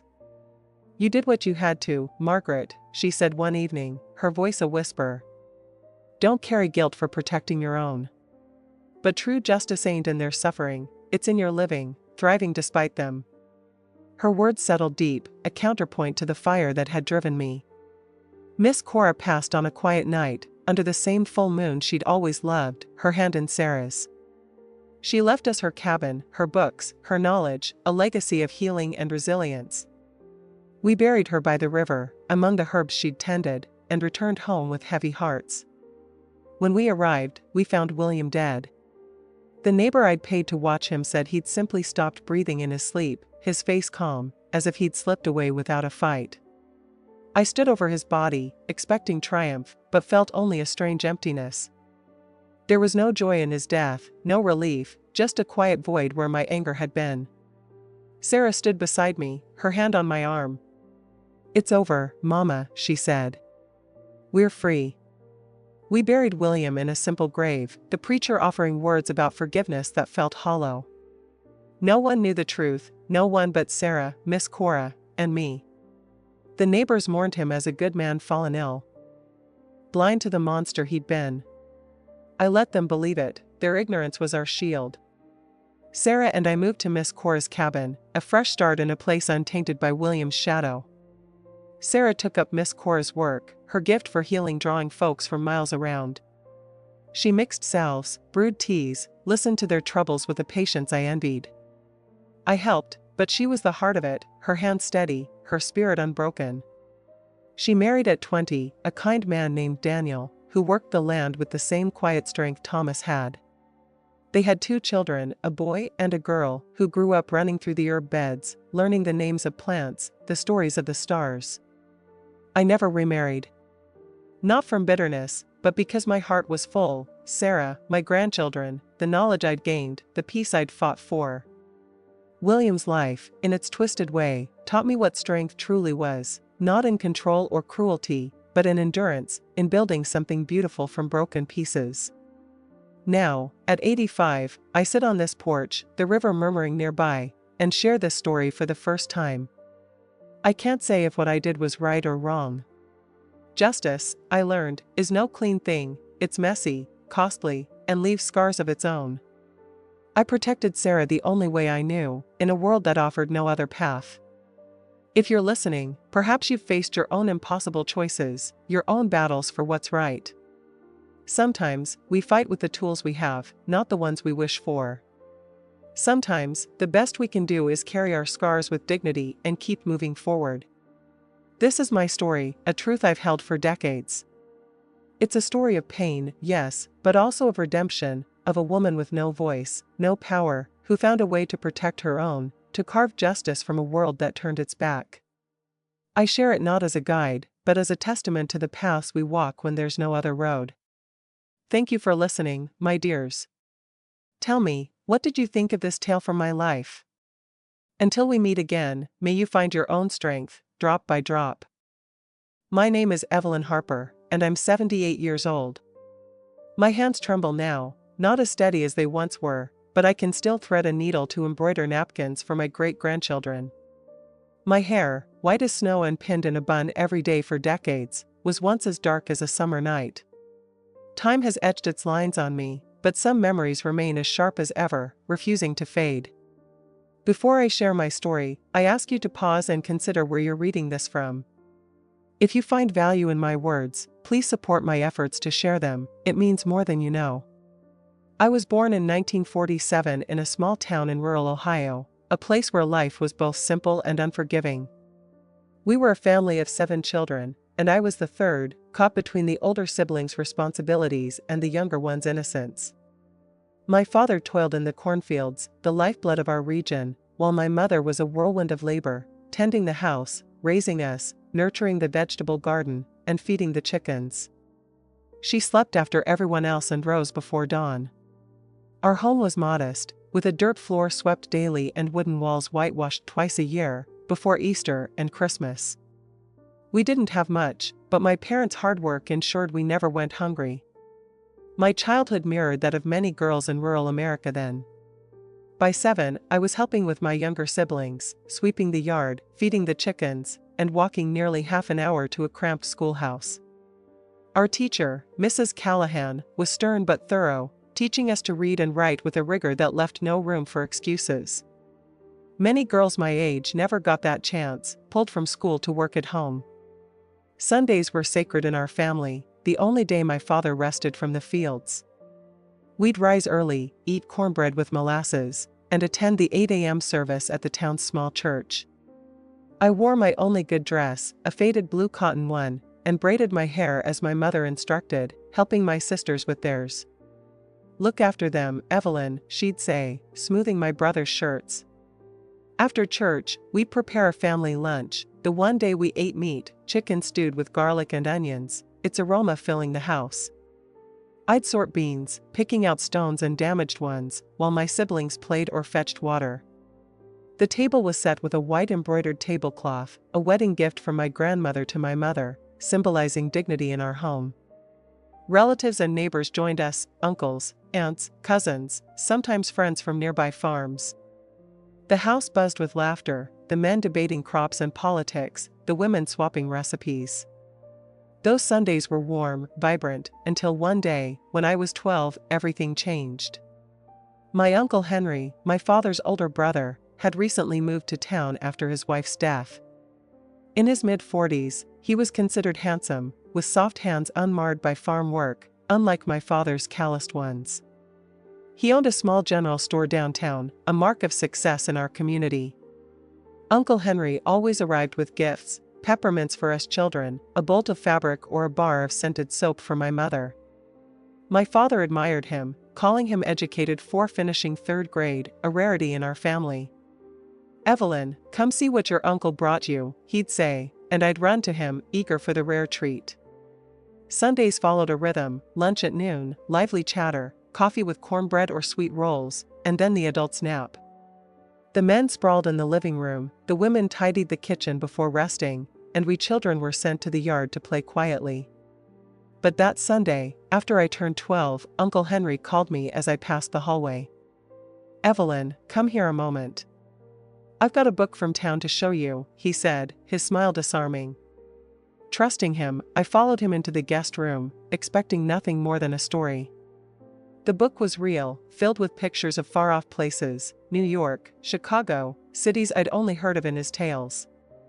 I sat beside him on the bed, marveling at skyscrapers. His hand rested on my back, then slid lower. A chill ran through me, instinct screaming that this was wrong. "You're growing up, Evelyn, a proper young lady," he murmured, his breath heavy with whiskey and coffee. What followed is still hard to name, even now. His hands, his weight, his whispered demand for silence: "This is our secret. Tell anyone, and you'll ruin the family. Your father will lose the job I got him at the co-op. Your mother will die of shame. No one will believe you. I'm respected, and you're just a girl." I left that room altered, a piece of me shattered. The white tablecloth seemed stained, though no one else saw it. Cornbread tasted bitter, my stomach churning. That night, I cried into my pillow, muffling sobs so my sisters wouldn't hear. I prayed to God to make it stop, but the next Sunday, Uncle Henry returned. And the Sunday after that. The ritual became a nightmare: church, lunch, coffee, and the horror of the nap. I learned to survive, dodging him with excuses, washing dishes, playing noisy games with my siblings, hiding in the barn among corn sacks or perched in the apple tree out back. When I failed, the consequences were worse. I'd face scoldings for vanishing, but I'd take any punishment over the alternative. My mother noticed my withdrawal.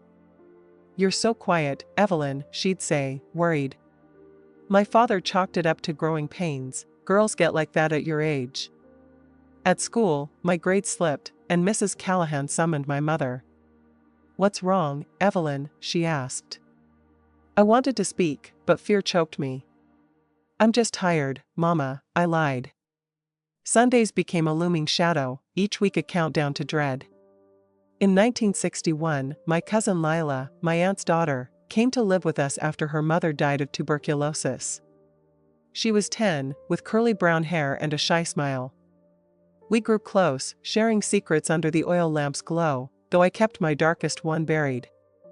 But one Sunday, I saw Uncle Henry's gaze linger on Lila, calling her little dove and offering her candy. His hand rested on her shoulder too long. I knew that look, those gestures. Rage and fear surged in me. I could endure my own pain, but not Lila's. When he beckoned her to see a magazine from the city, I acted. "Lila!" I shouted, heart pounding. "Mama needs you in the kitchen." He scowled, but I pulled Lila away, inventing a task about peeling apples. We stayed in the kitchen, my eyes on the door, alert for his shadow. That night, I vowed to protect her, no matter the cost. I invented chores to keep us together: washing clothes, sweeping, climbing the apple tree to whisper stories. But Uncle Henry's anger grew. "You're making trouble, Evelyn," he'd hiss when he cornered me. "Troublemakers end up alone." By 1964, I was 17, worn thin by this silent war. I'd lost weight, my nightmares bled into days, and school was a struggle. No one saw the battle I fought, a teenage girl against a respected man. That March, Lila turned 13, and my mother made a cornbread cake with jam to celebrate. Uncle Henry arrived with a small, wrapped gift. "A special present for a special girl," he said, his eyes glinting. I knew his intent. After lunch, as the adults drifted to rest, he called Lila to the guest room to open her gift. Something in me snapped. Years of fear and silence boiled over. I crossed the room, grabbed Lila's arm, and faced him. "She's not going anywhere with you," I said, my voice steady despite my trembling. The room froze. My father, half asleep, jolted upright. My mother paused, dishes in hand. "What's that, Evelyn?" Uncle Henry asked, his smile strained. "I said she's not going with you." "Not now, not ever." My father stood, face flushed. "Evelyn, apologize to your uncle." But the dam had broken. Tears streamed down my face as I choked out the truth. "He's been hurting me since I was 12. Every Sunday, when you all rest, he does things. Things an uncle shouldn't do." The silence was suffocating. Uncle Henry laughed, a cold, practiced sound. "She's making it up, jealous of Lila's attention. You know how girls are, full of stories." My father wavered, doubt in his eyes. Then my mother dropped the dishes, the crash echoing like a gunshot. "Is it true, Evelyn?" she asked, her voice raw. I nodded, unable to speak. Uncle Henry's laughter faltered. "Betty, you can't believe this nonsense," he began, but my mother cut him off. "Shut up, Henry." She crossed to me, her calloused hands gentle on my face. "How long, honey?" "Since I was 12, I whispered. "Every Sunday." Her face crumpled, horror giving way to understanding. My father turned to his brother, voice shaking. "Is this true, Henry?" "Of course not." Uncle Henry snapped. I've done nothing but help this family. But Lila stepped forward, her voice small but clear. Evelyn protected me. She never left me alone with him. I didn't understand why, but now I do. My mother's eyes blazed. Get out of my house, Henry. He glared at me, venom in his voice. You'll regret this, Evelyn. No one will believe you. I'm somebody in this town, and you're nothing. My father, always gentle, exploded. He shoved Henry against the wall. If you touch my daughter again, I'll kill you. Get out. Henry stormed out, the door slamming behind him. The room erupted, my father sobbing, my mother holding me, Lila clinging to my side. The truth was out, but the storm was just beginning. The door slammed behind Uncle Henry, its echo swallowed by the storm brewing outside and the chaos within our living room. Rain began to patter against the windows, but the real tempest was here. My father slumped in his chair, sobbing like a broken man, my mother clutching me so tightly I could barely breathe, Lila pressed against my side, her small hand trembling in mine. The truth I'd buried for 5 years lay exposed, raw and jagged, and though a weight had lifted, the pain remained, sharp as ever. If you're reading this, please know how much it means to share this story. Your support helps me continue. My mother's voice broke the silence, soft but resolute. Why didn't you tell us, Evelyn? Tears streaked her face, mirroring mine. He said no one would believe me, I whispered. That Papa would lose his job at the co-op, that you'd be ashamed. That I'd destroy the family. Each word felt like a stone dropping from my chest, heavy but freeing. My father's sobs grew louder. He looked up, eyes red, voice hoarse. Forgive me, Evelyn. I should have seen it. I should have protected you. His guilt was a tangible thing, bending his broad shoulders. I crossed to him, wrapping my arms around him, and for a moment, we were just a father and daughter, grieving what had been stolen. In the days that followed, our family unraveled and rewove itself. Sunday lunches, once the heart of our week, ceased. The white embroidered tablecloth, my grandmother's gift, was folded and stored in a trunk, as if it carried the stain of Henry's betrayal. My father quit his job at the co-op, refusing to work under his brother's influence, and returned to the fields, laboring from dawn to dusk. The town buzzed with whispers, some said we'd fallen out over money, others hinted at darker scandals, but my parents shielded us from the gossip. Some shames aren't ours to carry, my mother said, her voice carrying a wisdom I'd only later grasp. The nightmares that had haunted me eased, though they never fully vanished. At school, my focus returned, and Mrs. Callahan noted my improvement with a quiet nod. But the weight of those years lingered. My father's guilt aged him, his laughter replaced by long silences. One night, I found him on the porch, staring at the stars. I failed you, he murmured. I hugged him, whispering, You're here now, Papa. That's enough.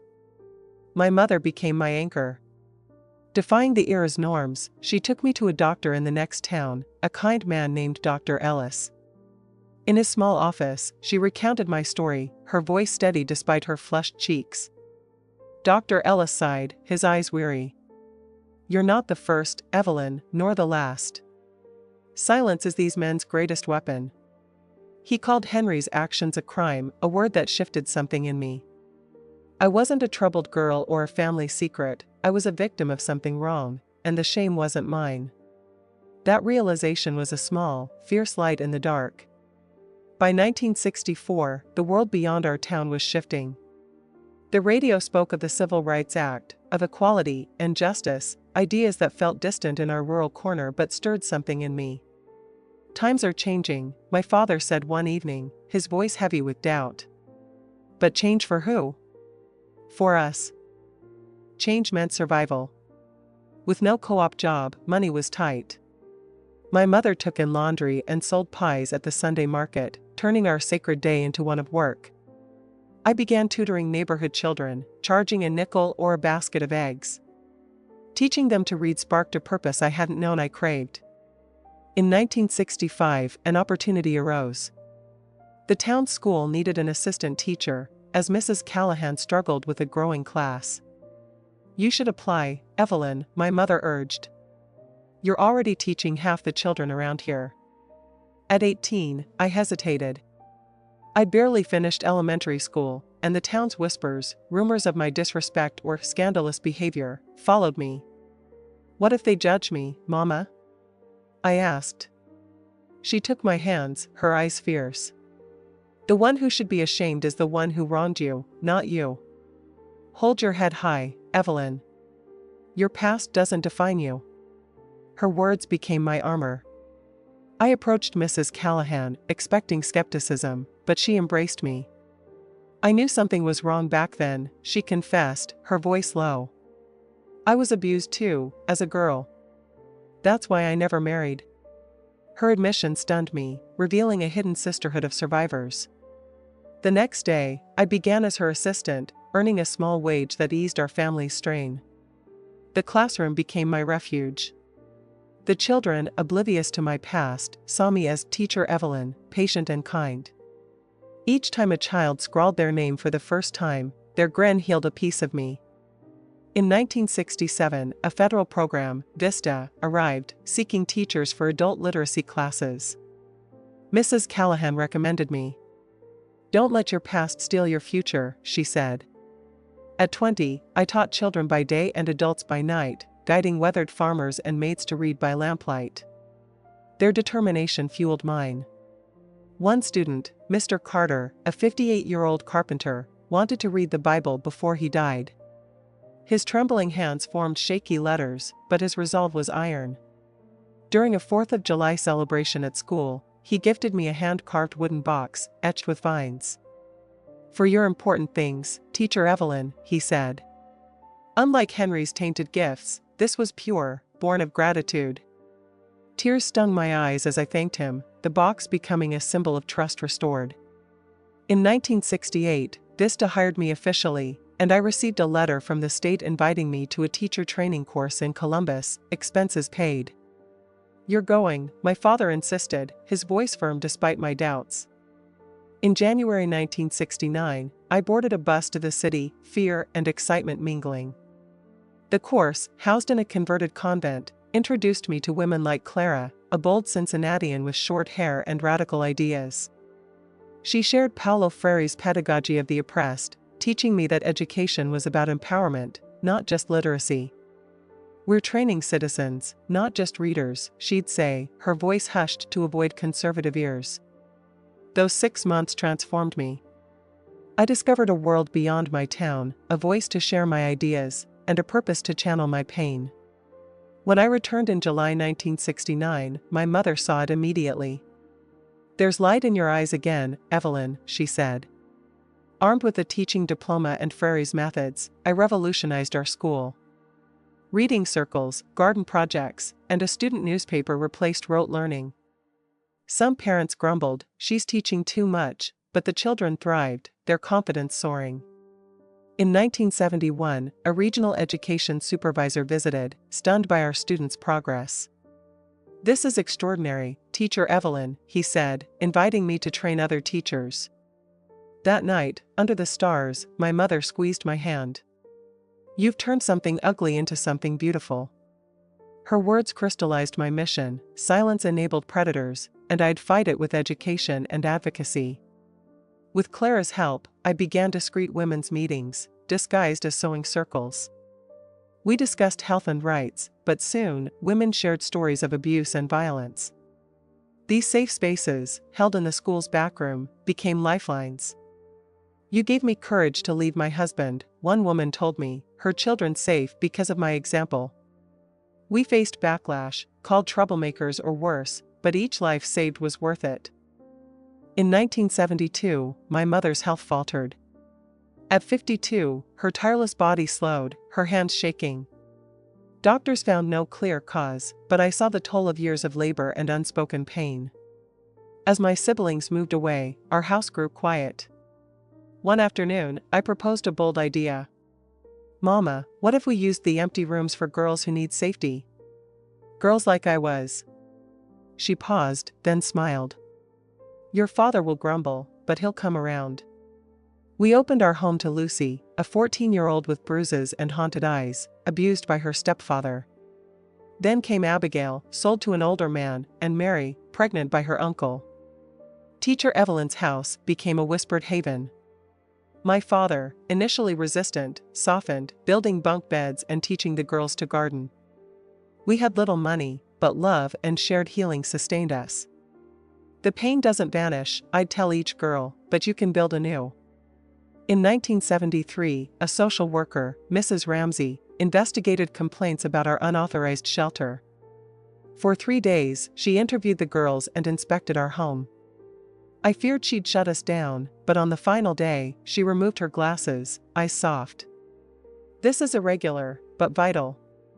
I was one of those girls once, with no one like you. She helped us become Daisy Home, an official shelter named for the resilient flowers in our yard. With state recognition came resources, a cook to ease my mother's burden and Lila, now a nurse, to care for the girls. On the first Sunday of 1974, we set a table under the maple tree, too large for the house. The old tablecloth, once a symbol of pain, returned as a testament to resilience. We invited allies, Clara, Mrs. Callahan, Mrs. Ramsey, celebrating our shared strength. My mother, frail but proud, raised a glass to our family of survivors. By 1975, Daisy Home gained national attention. A magazine article, "The House Where Girls Find Their Voice," brought donations but also challenges, political interference, threats from abusers we'd exposed, even an attempted arson. Yet support grew.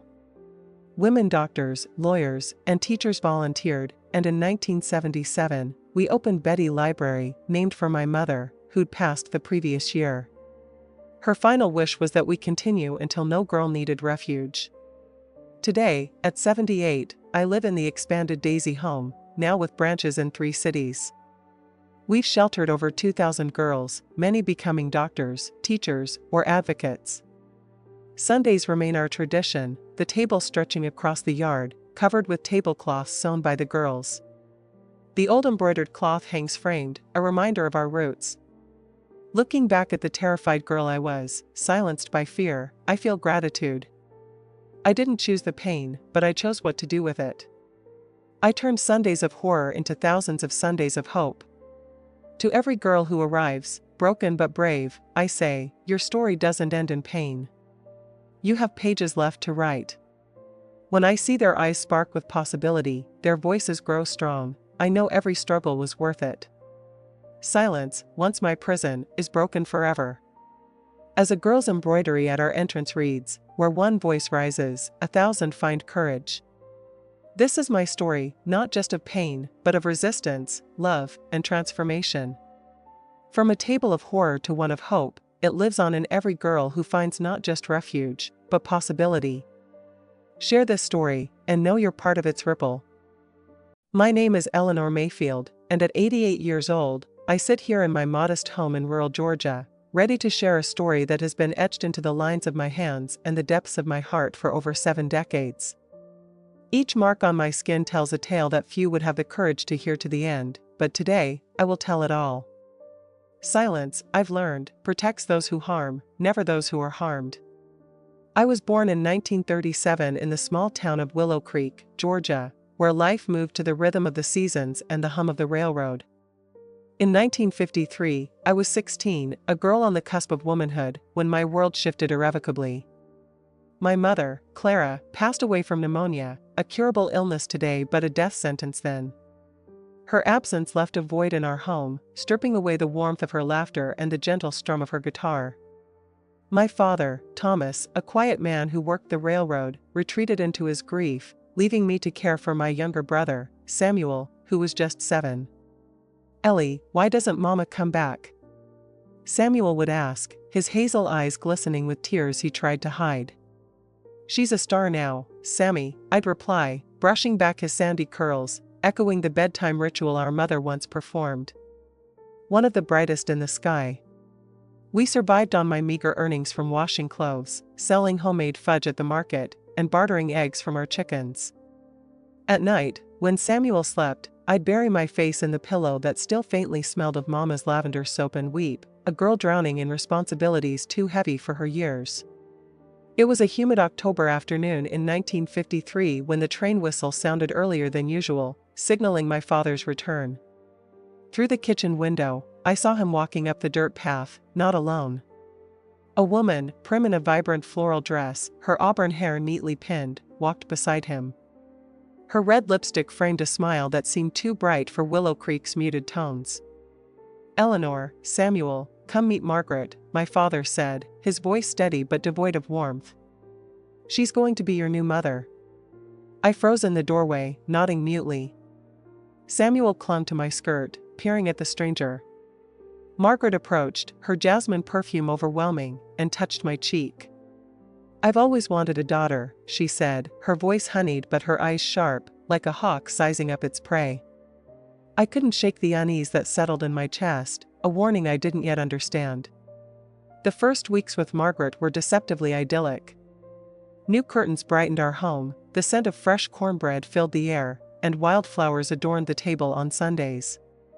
She doted on Samuel, weaving fantastical bedtime stories that left him starry-eyed. My father's smiles returned, and the townsfolk praised Margaret as a godsend. For a fleeting moment, I dared to hope she was the answer to our fractured family. But cracks began to show. I'd catch fleeting glimpses of Margaret's true nature, a flash of anger when Samuel spilled her tea, a cold stare when I spoke out of turn. One afternoon, while helping her organize her belongings in Mama's old sewing room, I found a faded photograph tucked among her scarves. It showed a younger Margaret with a man and a girl about Samuel's age, their arms entwined. On the back, in neat script, read, "Henry, Margaret, and Lily, 1947. "Who's this?" I asked, holding up the photo. Margaret's face darkened. She snatched it from me, her nails grazing my hand. "Don't touch my things," she snapped, her voice low and venomous. "This is none of your business." I backed away, heart pounding, the cut on my hand a small but stinging reminder of her rage. That night, my father announced a 2-week work trip to expand the railroad northward. Margaret's hand rested on his, her smile reassuring. "I'll take care of the children, dear," she said, but her eyes gleamed with something unsettling. As the train carried him away the next morning, I waved until it vanished, a hollow ache settling in my chest. Samuel's small hand tightened in mine, as if he, too, sensed the shift. The moment we returned home, Margaret's facade crumbled. She tore off her scarf, kicked off her heels, and poured herself a generous glass of my father's whiskey. "Reserved for rare guests." "No more Mrs. Margaret," she declared, her voice sharp. "You'll call me ma'am. And enough of this nonsense about your mother." Samuel flinched, and I pulled him close, shielding him from her words. She handed me a list of chores that would have broken a grown woman: washing all the linens by hand, scrubbing the floorboards, polishing silver, cooking meals, and tending the garden. "And Samuel?" I asked, my voice trembling. "He'll have his tasks," she said, her smile chilling. The next morning, I watched through the window as Samuel struggled to carry buckets of water from the well, his small frame buckling under the weight. When I protested, Margaret's slap stung my cheek, her threat to tell my father of my rebellion silencing me. Days blurred into a grueling routine. I worked from dawn to dusk, my hands raw from scrubbing, while Samuel chopped wood, cleaned the chicken coop, and climbed trees for fruit, his body pushed beyond its limits. Meals were scarce. Margaret ate first, leaving us scraps. At night, Samuel would creep into my room, trembling. "There are noises, Ellie," he'd whisper, but we both knew it was her presence that haunted him. I'd hum Mama's songs, Shenandoah, Swing Low, Sweet Chariot, until he slept, my heart breaking with each note. On the 5th day, Margaret left for town, giving us a rare reprieve. I took Samuel to the creek, where we skipped stones and laughed, reclaiming a sliver of childhood. But we lost track of time, and when we returned, Margaret was waiting, her face a mask of fury. "Where were you?" she demanded. Before I could explain, she ordered Samuel to the shed. "We need to talk about obedience," she said, her voice icy. I wanted to follow, but her glare pinned me in place. That night, Samuel didn't come to my room. Worried, I slipped into his, finding him face down on the bed, still clothed. When I touched his shoulder, he winced, and when he lifted his shirt, I saw the angry red welts across his back, marks from a switch. "She said it's our secret," he whispered, tears streaming. "She'll send me away if I tell." Rage surged through me, but I swallowed it, hugging him gently. "She'll never touch you again," I vowed. That night, I devised the protection system. I'd wake before dawn to do the heaviest chores, keeping Samuel close. We developed a code: 1 short whistle for caution, 2 for hide, 1 long for safety. I'd distract Margaret with small tasks or questions, mapping her moods to anticipate her wrath. I began hiding food for Samuel, planting a secret garden behind the shed and trading mending work with a neighbor's daughter for eggs. At night, I taught Samuel to read using Mama's recipe book, counting beans for math, and sharing stories of the stars for history. Each act was a rebellion, a way to shield him from her cruelty. One evening, I found Margaret's diary, left carelessly on the porch. Against my better judgment, I read it. It revealed her past. Henry, her first husband, had left her, taking their daughter, Lily, after Margaret's bouts of rage and despair. She'd lost custody and, later, contact with Lily, who'd moved to Chicago. Her pain had twisted into cruelty, directed at us, children who reminded her of what she'd lost. This knowledge became a tool. I began leaving small gestures, a wildflower on the table, a question about her cornbread recipe, to appeal to her fleeting humanity. It didn't soften her, but it bought us moments of peace, fragile truces in our silent war. For nearly 2 weeks, the system held. But on the night before my father's return, a storm rolled in, and with it, a crisis that would change everything. Samuel fell ill, his forehead burning with fever. I tried Mama's remedies, orange leaf tea, cold compresses, but the fever climbed, and he began to delirious, calling for Mama. In 1953, a fever could kill, and the nearest doctor was miles away, unreachable in the storm. Desperate, I woke Margaret. To my shock, she didn't dismiss me. Seeing Samuel's state, her face softened with something like fear. "Your father would never forgive me," she muttered, then sprang into action, ordering me to fetch water and alcohol. She worked with a midwife's skill. Learned from her mother, applying compresses and administering a bitter herbal infusion. When Samuel seized, she held him steady, her hand steady despite the panic in her eyes. As the storm raged, we fought for Samuel's life.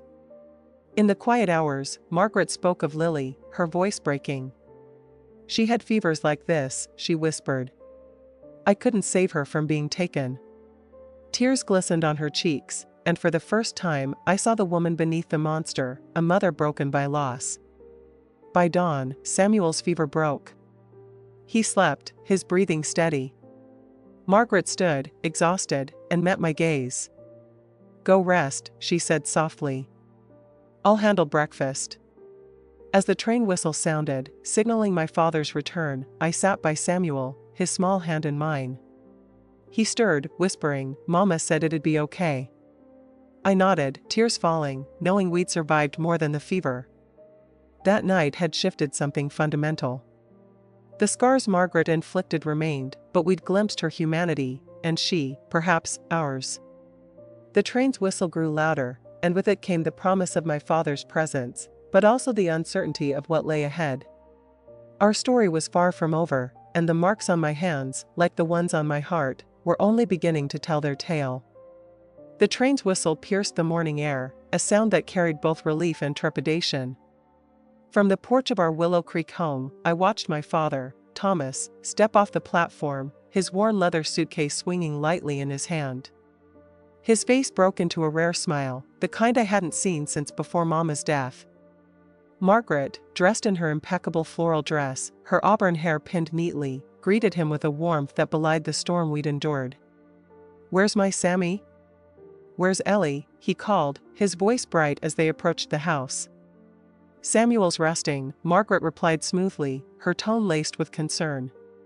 "He had a fever last night, but he's much better now. Eleanor's with him."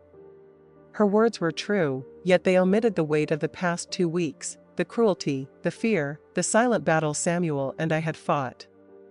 I stood in the doorway, my hands still trembling from the night's ordeal, and considered spilling everything to my father. But his smile, so fragile and newfound, stopped me. How could I shatter the peace he'd finally found? Inside, my father knelt by Samuel's bed, his calloused hand brushing over my brother's pale forehead. "How is he, really?" he asked, his voice low with worry. "It was a rough night," I said, choosing my words carefully. "The fever spiked high. He had a seizure." My father's face paled, his eyes darting to Margaret. "Why didn't you fetch Dr. Harlan?" "The storm made the roads impassable," Margaret interjected, her voice steady. "But we cared for him all night." Eleanor was relentless. Her unexpected praise caught me off guard. Our eyes met, and for a fleeting moment, something passed between us, an acknowledgement of the night we'd shared, united in saving Samuel.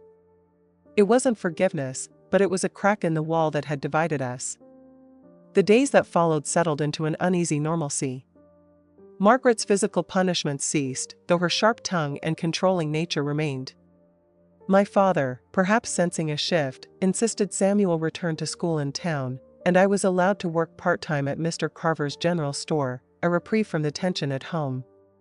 The store became my sanctuary, a place where I could breathe, even if just for a few hours. It was there, on a sweltering April afternoon in 1954, that I reconnected with Abigail, the pastor's daughter, who had returned from a teaching college in Savannah. At 23, she was 7 years my senior, but we'd played together as children before her family moved to the parsonage.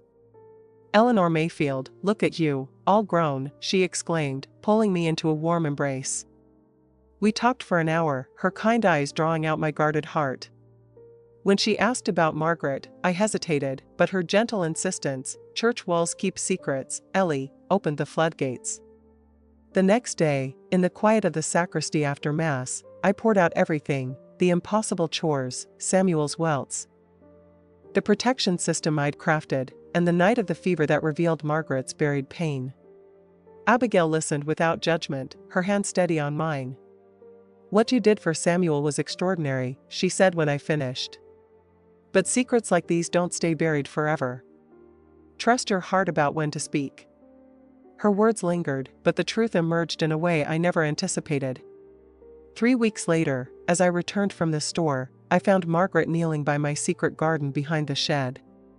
My heart raced. Those vegetables were Samuel's lifeline, a safeguard against hunger. "What are you doing?" I asked, striving to keep my voice neutral. Margaret stood, brushing dirt from her apron. "These carrots need more shade," she said, her tone matter of fact. "You knew about the garden?" I asked, stunned. She gave a faint, almost sorrowful smile. "I know more than you think, Eleanor."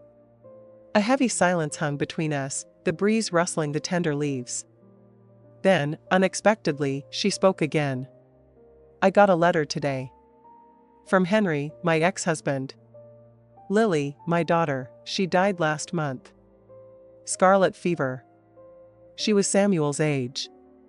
"I'm sorry," I said, and to my surprise, I meant it. Margaret nodded, her eyes distant. As she walked back to the house, she paused. "Peas would do well here, next to the lettuce," she said without turning. It was a small gesture, but it felt like a truce, fragile and unspoken. In the months that followed, our home became a place of cautious coexistence. Margaret never became the nurturing stepmother of storybooks, but the cruelty ebbed. On rare nights, after a glass of whiskey, she'd share stories of Lily, her first steps, her love for daisies, each word a thread keeping her daughter's memory alive. I listened, not out of warmth but to understand the woman who'd shaped our lives with her pain. In 1956, at 19, I followed Abigail's encouragement and applied to a teaching college in Augusta. To my surprise, Margaret didn't object. "You've got a quick mind," she said, her voice clipped but not unkind. "It'd be a shame to waste it." I graduated in 1960 and returned to Willow Creek to teach literacy classes, while Samuel, now 14, excelled in school, his sights set on medicine. My father and Margaret remained married until his sudden death from a heart attack in 1968. At his wake, I found Margaret alone on the porch, staring at the stars. "What now?" I asked, expecting no answer. "I'm going to Richmond," she said. "I have a cousin there." Before she left, she handed me a package wrapped in brown paper. "So you don't forget," she said cryptically. Weeks later, I opened it to find her diary, its pages filled with new entries. The final one read, "When Thomas brought me to Willow Creek, I saw Samuel as the son I'd lost and Eleanor as a threat to my new life. My grief turned to venom, and I nearly broke 2 innocent children. I don't expect forgiveness, but I hope they'll see I was not the monster, but the pain that wore my face." Her words didn't erase the scars, but they offered a lens through which I could see her, a woman shattered by loss, her cruelty a distorted cry of grief. In 1975, at 38, married with 2 daughters, I learned Margaret had died in a Richmond nursing home. The news stirred a complex emotion, not grief, not relief, but a quiet closure. That same year, I founded Willow Creek's first shelter for abused children, using funds from the sale of our family home and Abigail's unwavering support.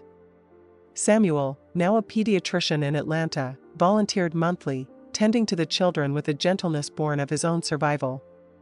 At the shelter's opening, a young reporter asked, "Mrs. Mayfield, what inspired this work?" I looked at the calluses on my hands, earned from childhood labors, and smiled. "I learned that the deepest scars are invisible," I said. "And that even the most broken can be mended with time and care." Over the decades, the shelter became a haven for countless children, some fleeing violence, others neglect.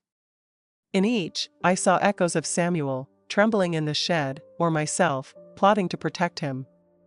The protection system I devised in 1953 evolved into a framework I taught to educators: how to spot abuse, intervene gently, and rebuild trust. It was my way of transforming pain into purpose. Today, at 88, I see how those harrowing weeks defined me. Samuel, now a grandfather, visits often, his grandchildren listening to our stories with wide eyes.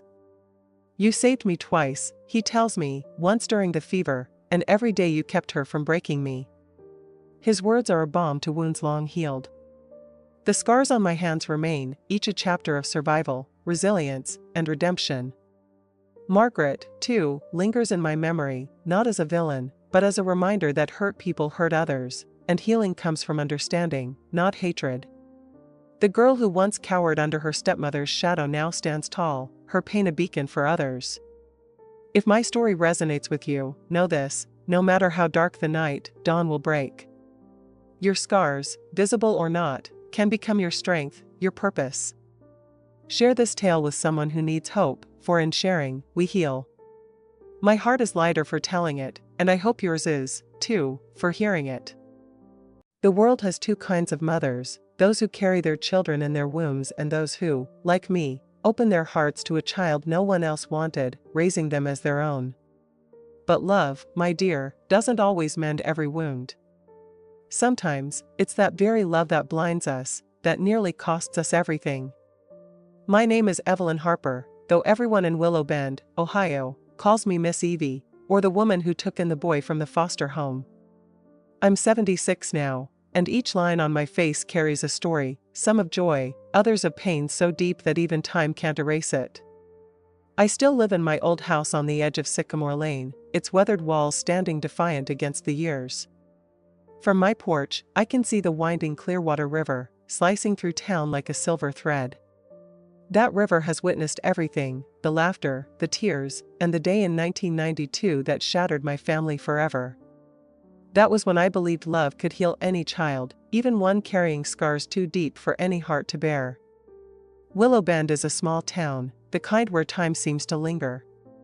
It's a place of sprawling cornfields and soybean farms, where neighbors know each other's business, and the main streets are wide but give way to narrow, uneven sidewalks in older neighborhoods like mine. You have to watch your step when you're my age. There's a stone church with a bell that rings every Sunday, a town square where retirees play chess, and the Clearwater, which, when the rains come heavy, floods the low-lying homes and carries pieces of our town away. It was after the flood of 1988 that my late husband, Thomas, and I decided to grow our family. We had 2 children already, James, 17, and Clara, 15, but my heart always had room for more. Clara planted the seed when she came home from a school project at the Maplewood foster home, her eyes swollen from tears. "Mama," she said, "those kids have been there for years. Nobody wants them because they're not babies." Those words haunted me. Thomas, a foreman at the local lumber mill, was a quiet man with a steady heart. When I told him about adopting an older child, he lit a cigarette, stared out from our porch, and said, "If that's what you want, Evie, let's meet the kid." The first visit to Maplewood broke my heart. The place was clean but heavy with silence, as if the children were afraid to make a sound. The director, Mrs. Whitaker, a stern woman with pinched lips, led us to her office. "Boy or girl?" "Age?" she asked. "We want a child who needs a home," I said, "one others might pass over." That's when she told us about Daniel. "He's 9, she said. "Been here since he was 4. His mother was an addict, died of an overdose. No one knows the father. He's bright but keeps to himself." When we met Daniel, he was alone in the yard, clutching a worn book. He was thin, with shaggy brown hair and hazel eyes that seemed to hold the weight of the world. He didn't smile, just studied us like a wary animal. "He's quiet," Mrs. Whitaker said, "but he's smart, does well in school. Struggles to connect with other kids."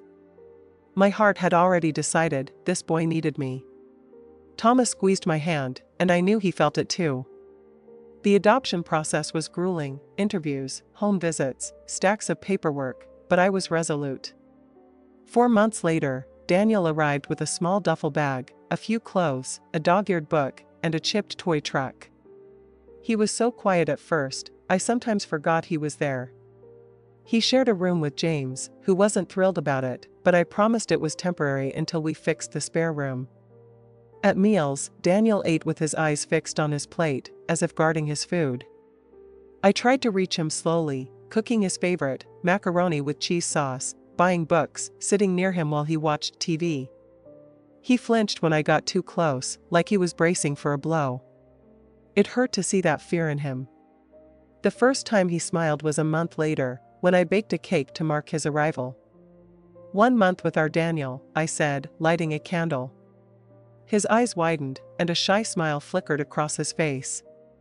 Thomas winked at me from across the table. That night, I thought we'd made the right choice.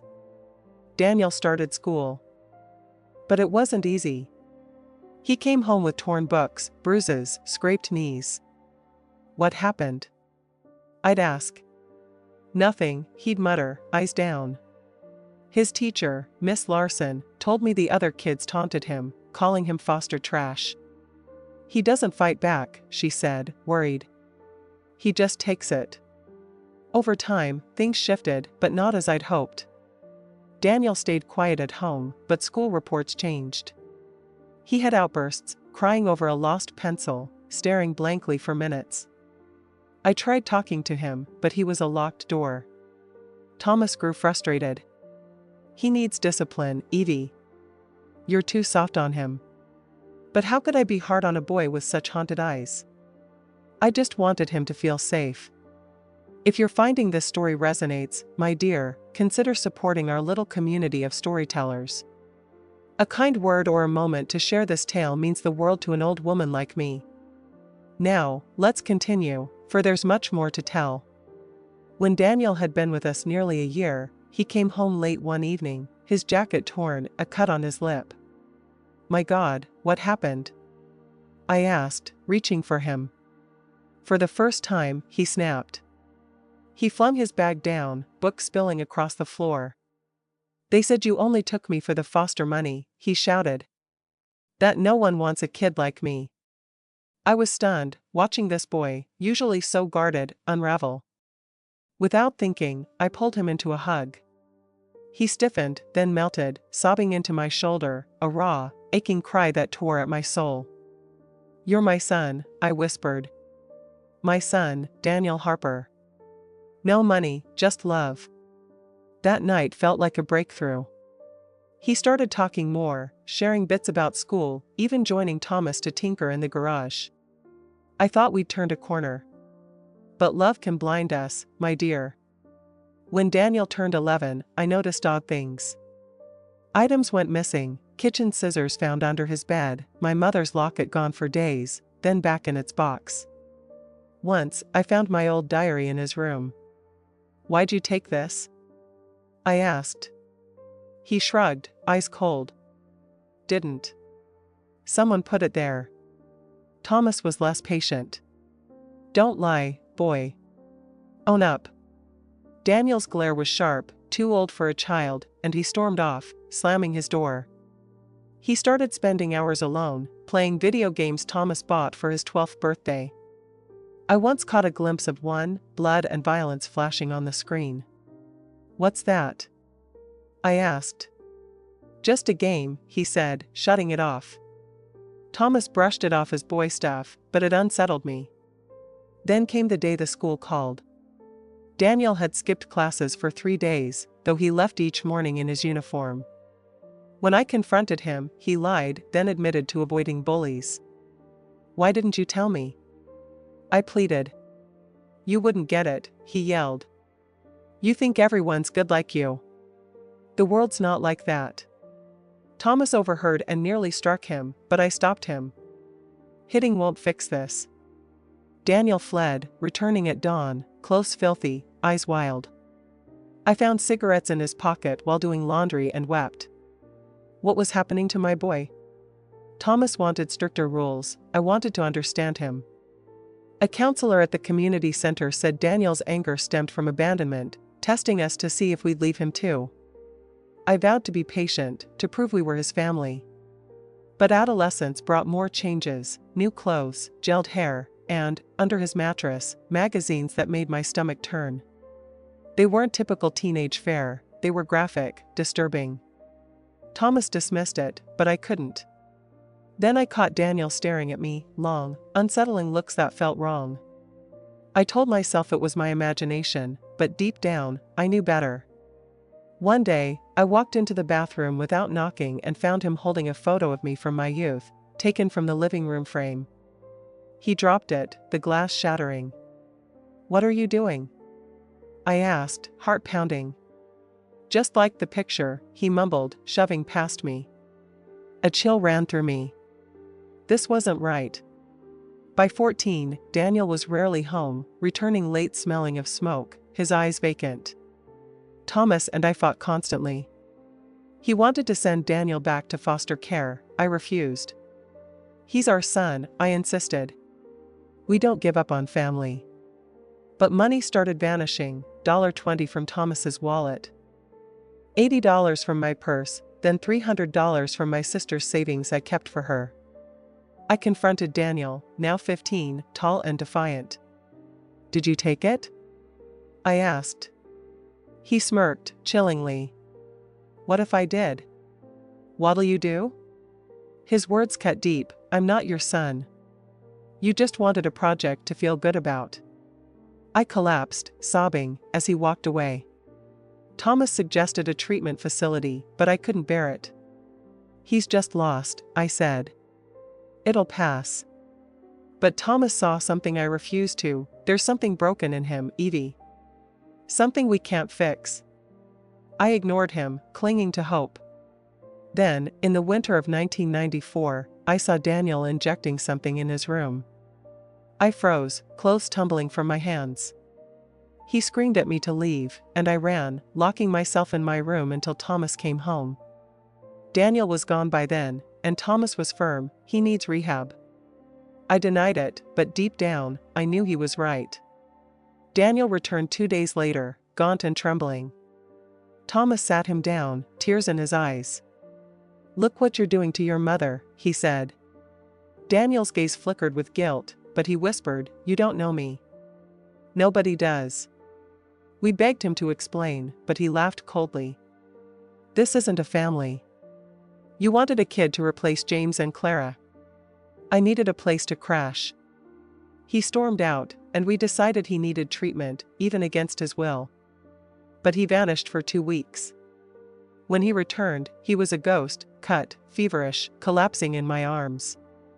We nursed him through withdrawal, watching him convulse, vomit, scream for his birth mother. In his delirium, he spoke of abuse in foster homes, horrors that explained his pain. My heart broke for the boy he'd been. As he recovered, Daniel seemed to change. He apologized, helped around the house, returned to school. One night at dinner, he opened up. "My mother left me at a church when I was 4, he said. I bounced around foster homes. One had a worker who hurt kids. Tears fell as he admitted drugs numbed his pain. I hugged him, Thomas gripping his shoulder. We'll get through this, I promised. For the first time, I felt we'd reached him. I went to bed that night hopeful, believing we could heal together. Thomas was cautious, sensing something in Daniel's eyes, but I dismissed it. It was trauma, I told myself. He'd get better. That hope lasted until late October 1994. A storm was brewing, the air thick with coming rain. Daniel was quiet at dinner, his eyes lingering on Thomas when he mentioned leaving early for work. After dinner, he said he was studying. Thomas watched the news, and I cleaned the kitchen, then prayed my rosary, grateful for our progress. I fell asleep to the rain, a heavy downpour that cloaked the house and sound. I woke in the early hours, a prickle on my neck, as if someone was watching. The rain had stopped, leaving a heavy silence. A shadow moved in the dark, and my heart raced, thinking it was an intruder. Then I saw him, Daniel, standing by my bed, his eyes cold and too intense, not my son's eyes. "Daniel?" I whispered, trembling. He didn't speak, just stared, and in the dim light, I saw something that stopped my breath, a physical arousal no mother should witness.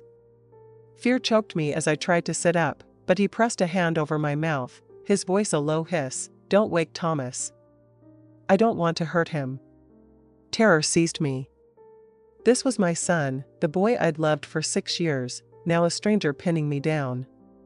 I struggled, but he was too strong, climbing onto the bed, his weight crushing me.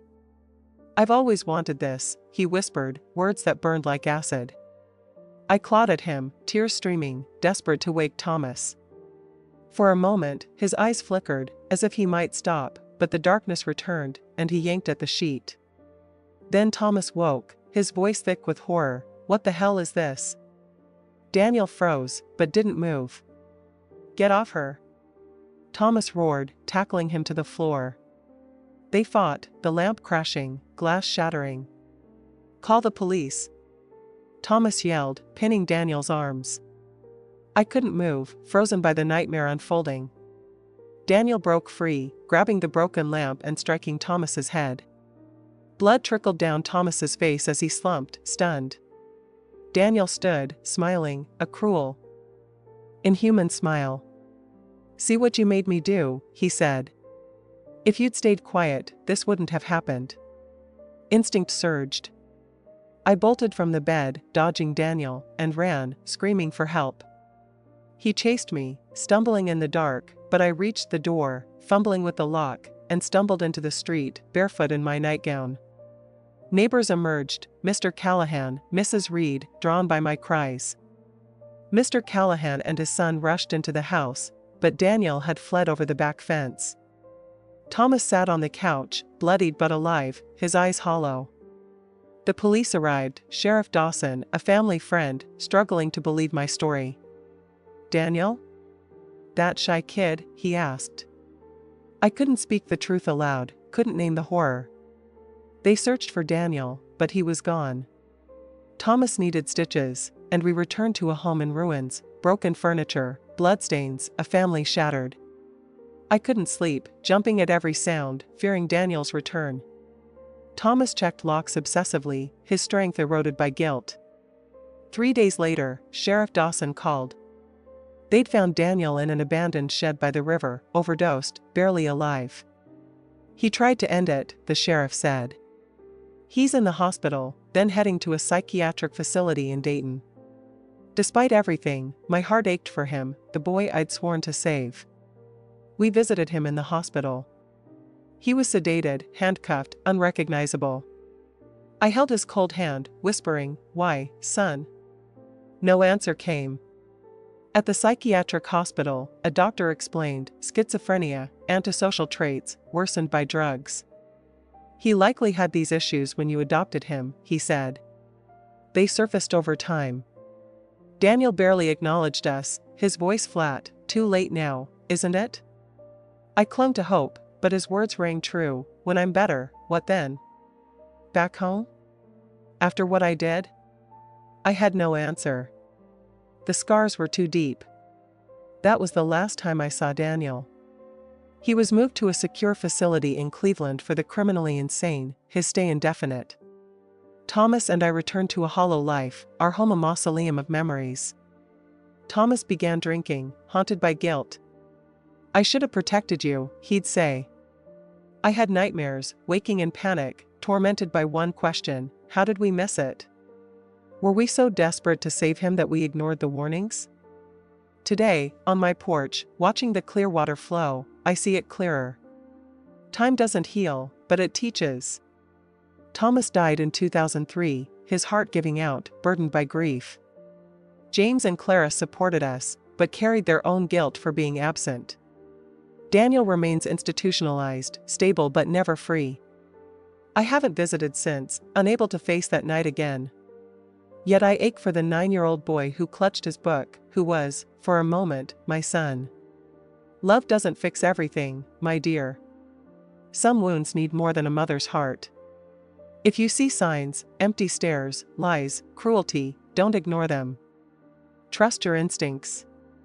Some souls carry a darkness no love can light. Forgive, but protect yourself. If you're struggling with a child like Daniel, seek help before it's too late. Don't let love blind you, as it did me, until that night in 1994, when my world broke apart, leaving only scars and a story I carry still.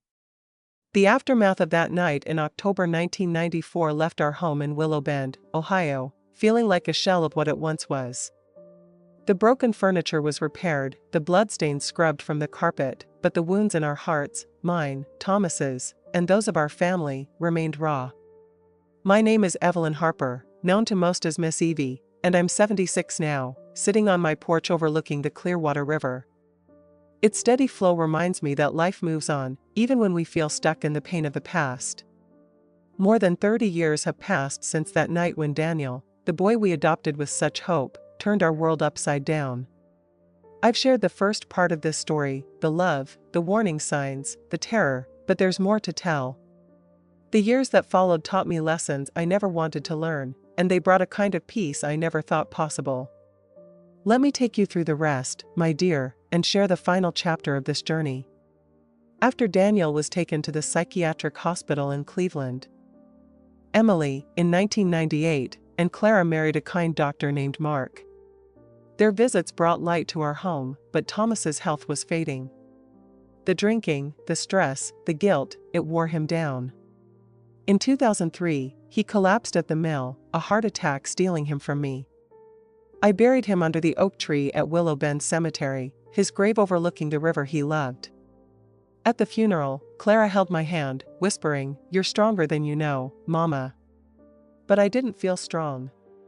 I felt like a woman who'd lost her husband, her son, her dreams. Alone in the house, I leaned on my faith and my community. The support group became my lifeline, and I started volunteering at the church, helping with food drives and youth programs. I wanted to believe my pain could serve a purpose, that I could help others avoid my mistakes. In 2005, I got a letter from Daniel's hospital. He'd had a violent episode, attacking an orderly during a medication adjustment. He was back in intensive care, his release prospects dim.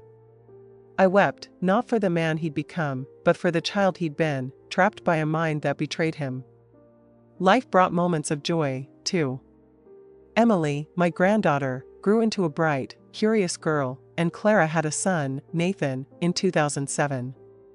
Their laughter filled my home during holidays, a reminder that love could still bloom amid grief. But Daniel's shadow lingered.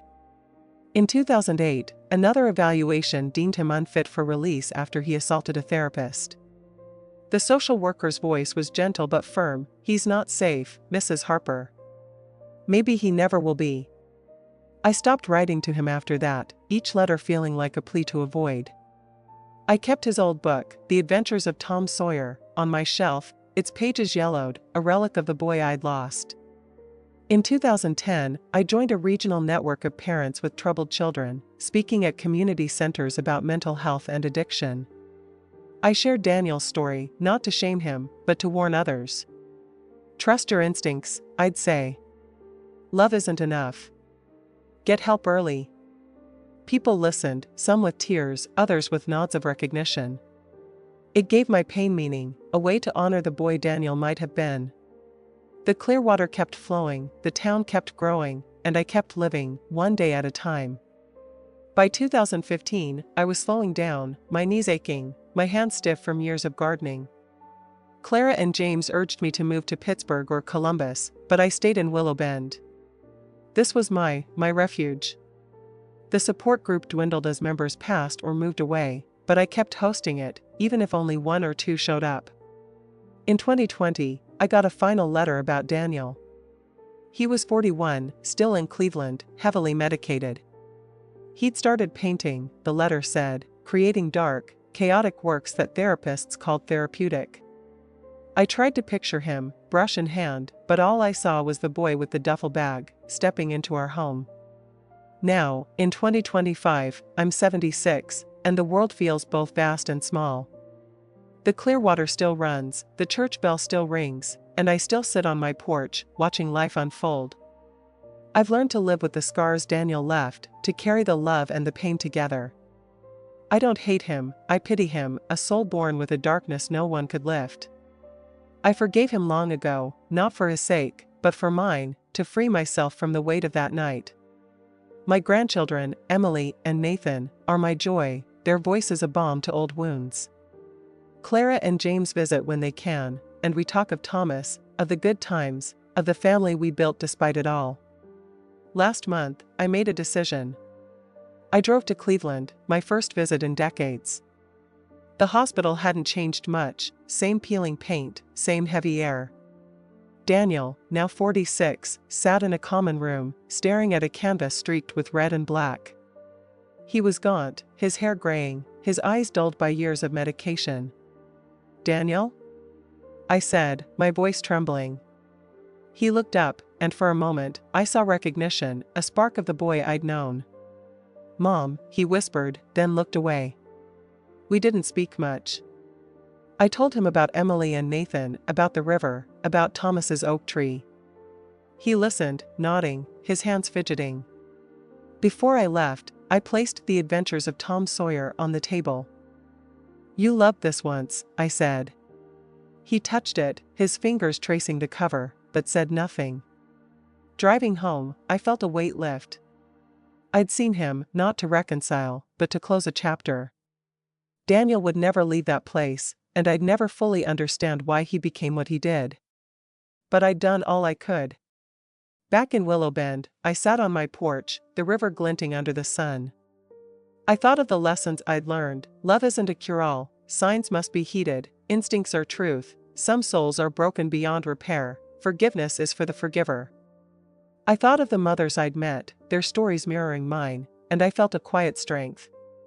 My life, marked by tragedy, was also rich with love, Thomas's steady hand, Clara's laughter, James's pride, Emily's curiosity, Nathan's grin. This is my final chapter, my dear. I don't know how many years I have left, but I'm at peace. I've shared my story to help others, to break the silence around children who become threats, to remind you that you're not alone. If you're struggling, seek help, don't wait, as I did. Love fiercely, but see clearly. The clear water flows on, and so must we, carrying our scars, our stories, our truths. Thank you for listening, for letting this old woman unburden her heart. May your home be filled with light, and may you find the strength to face whatever shadows come.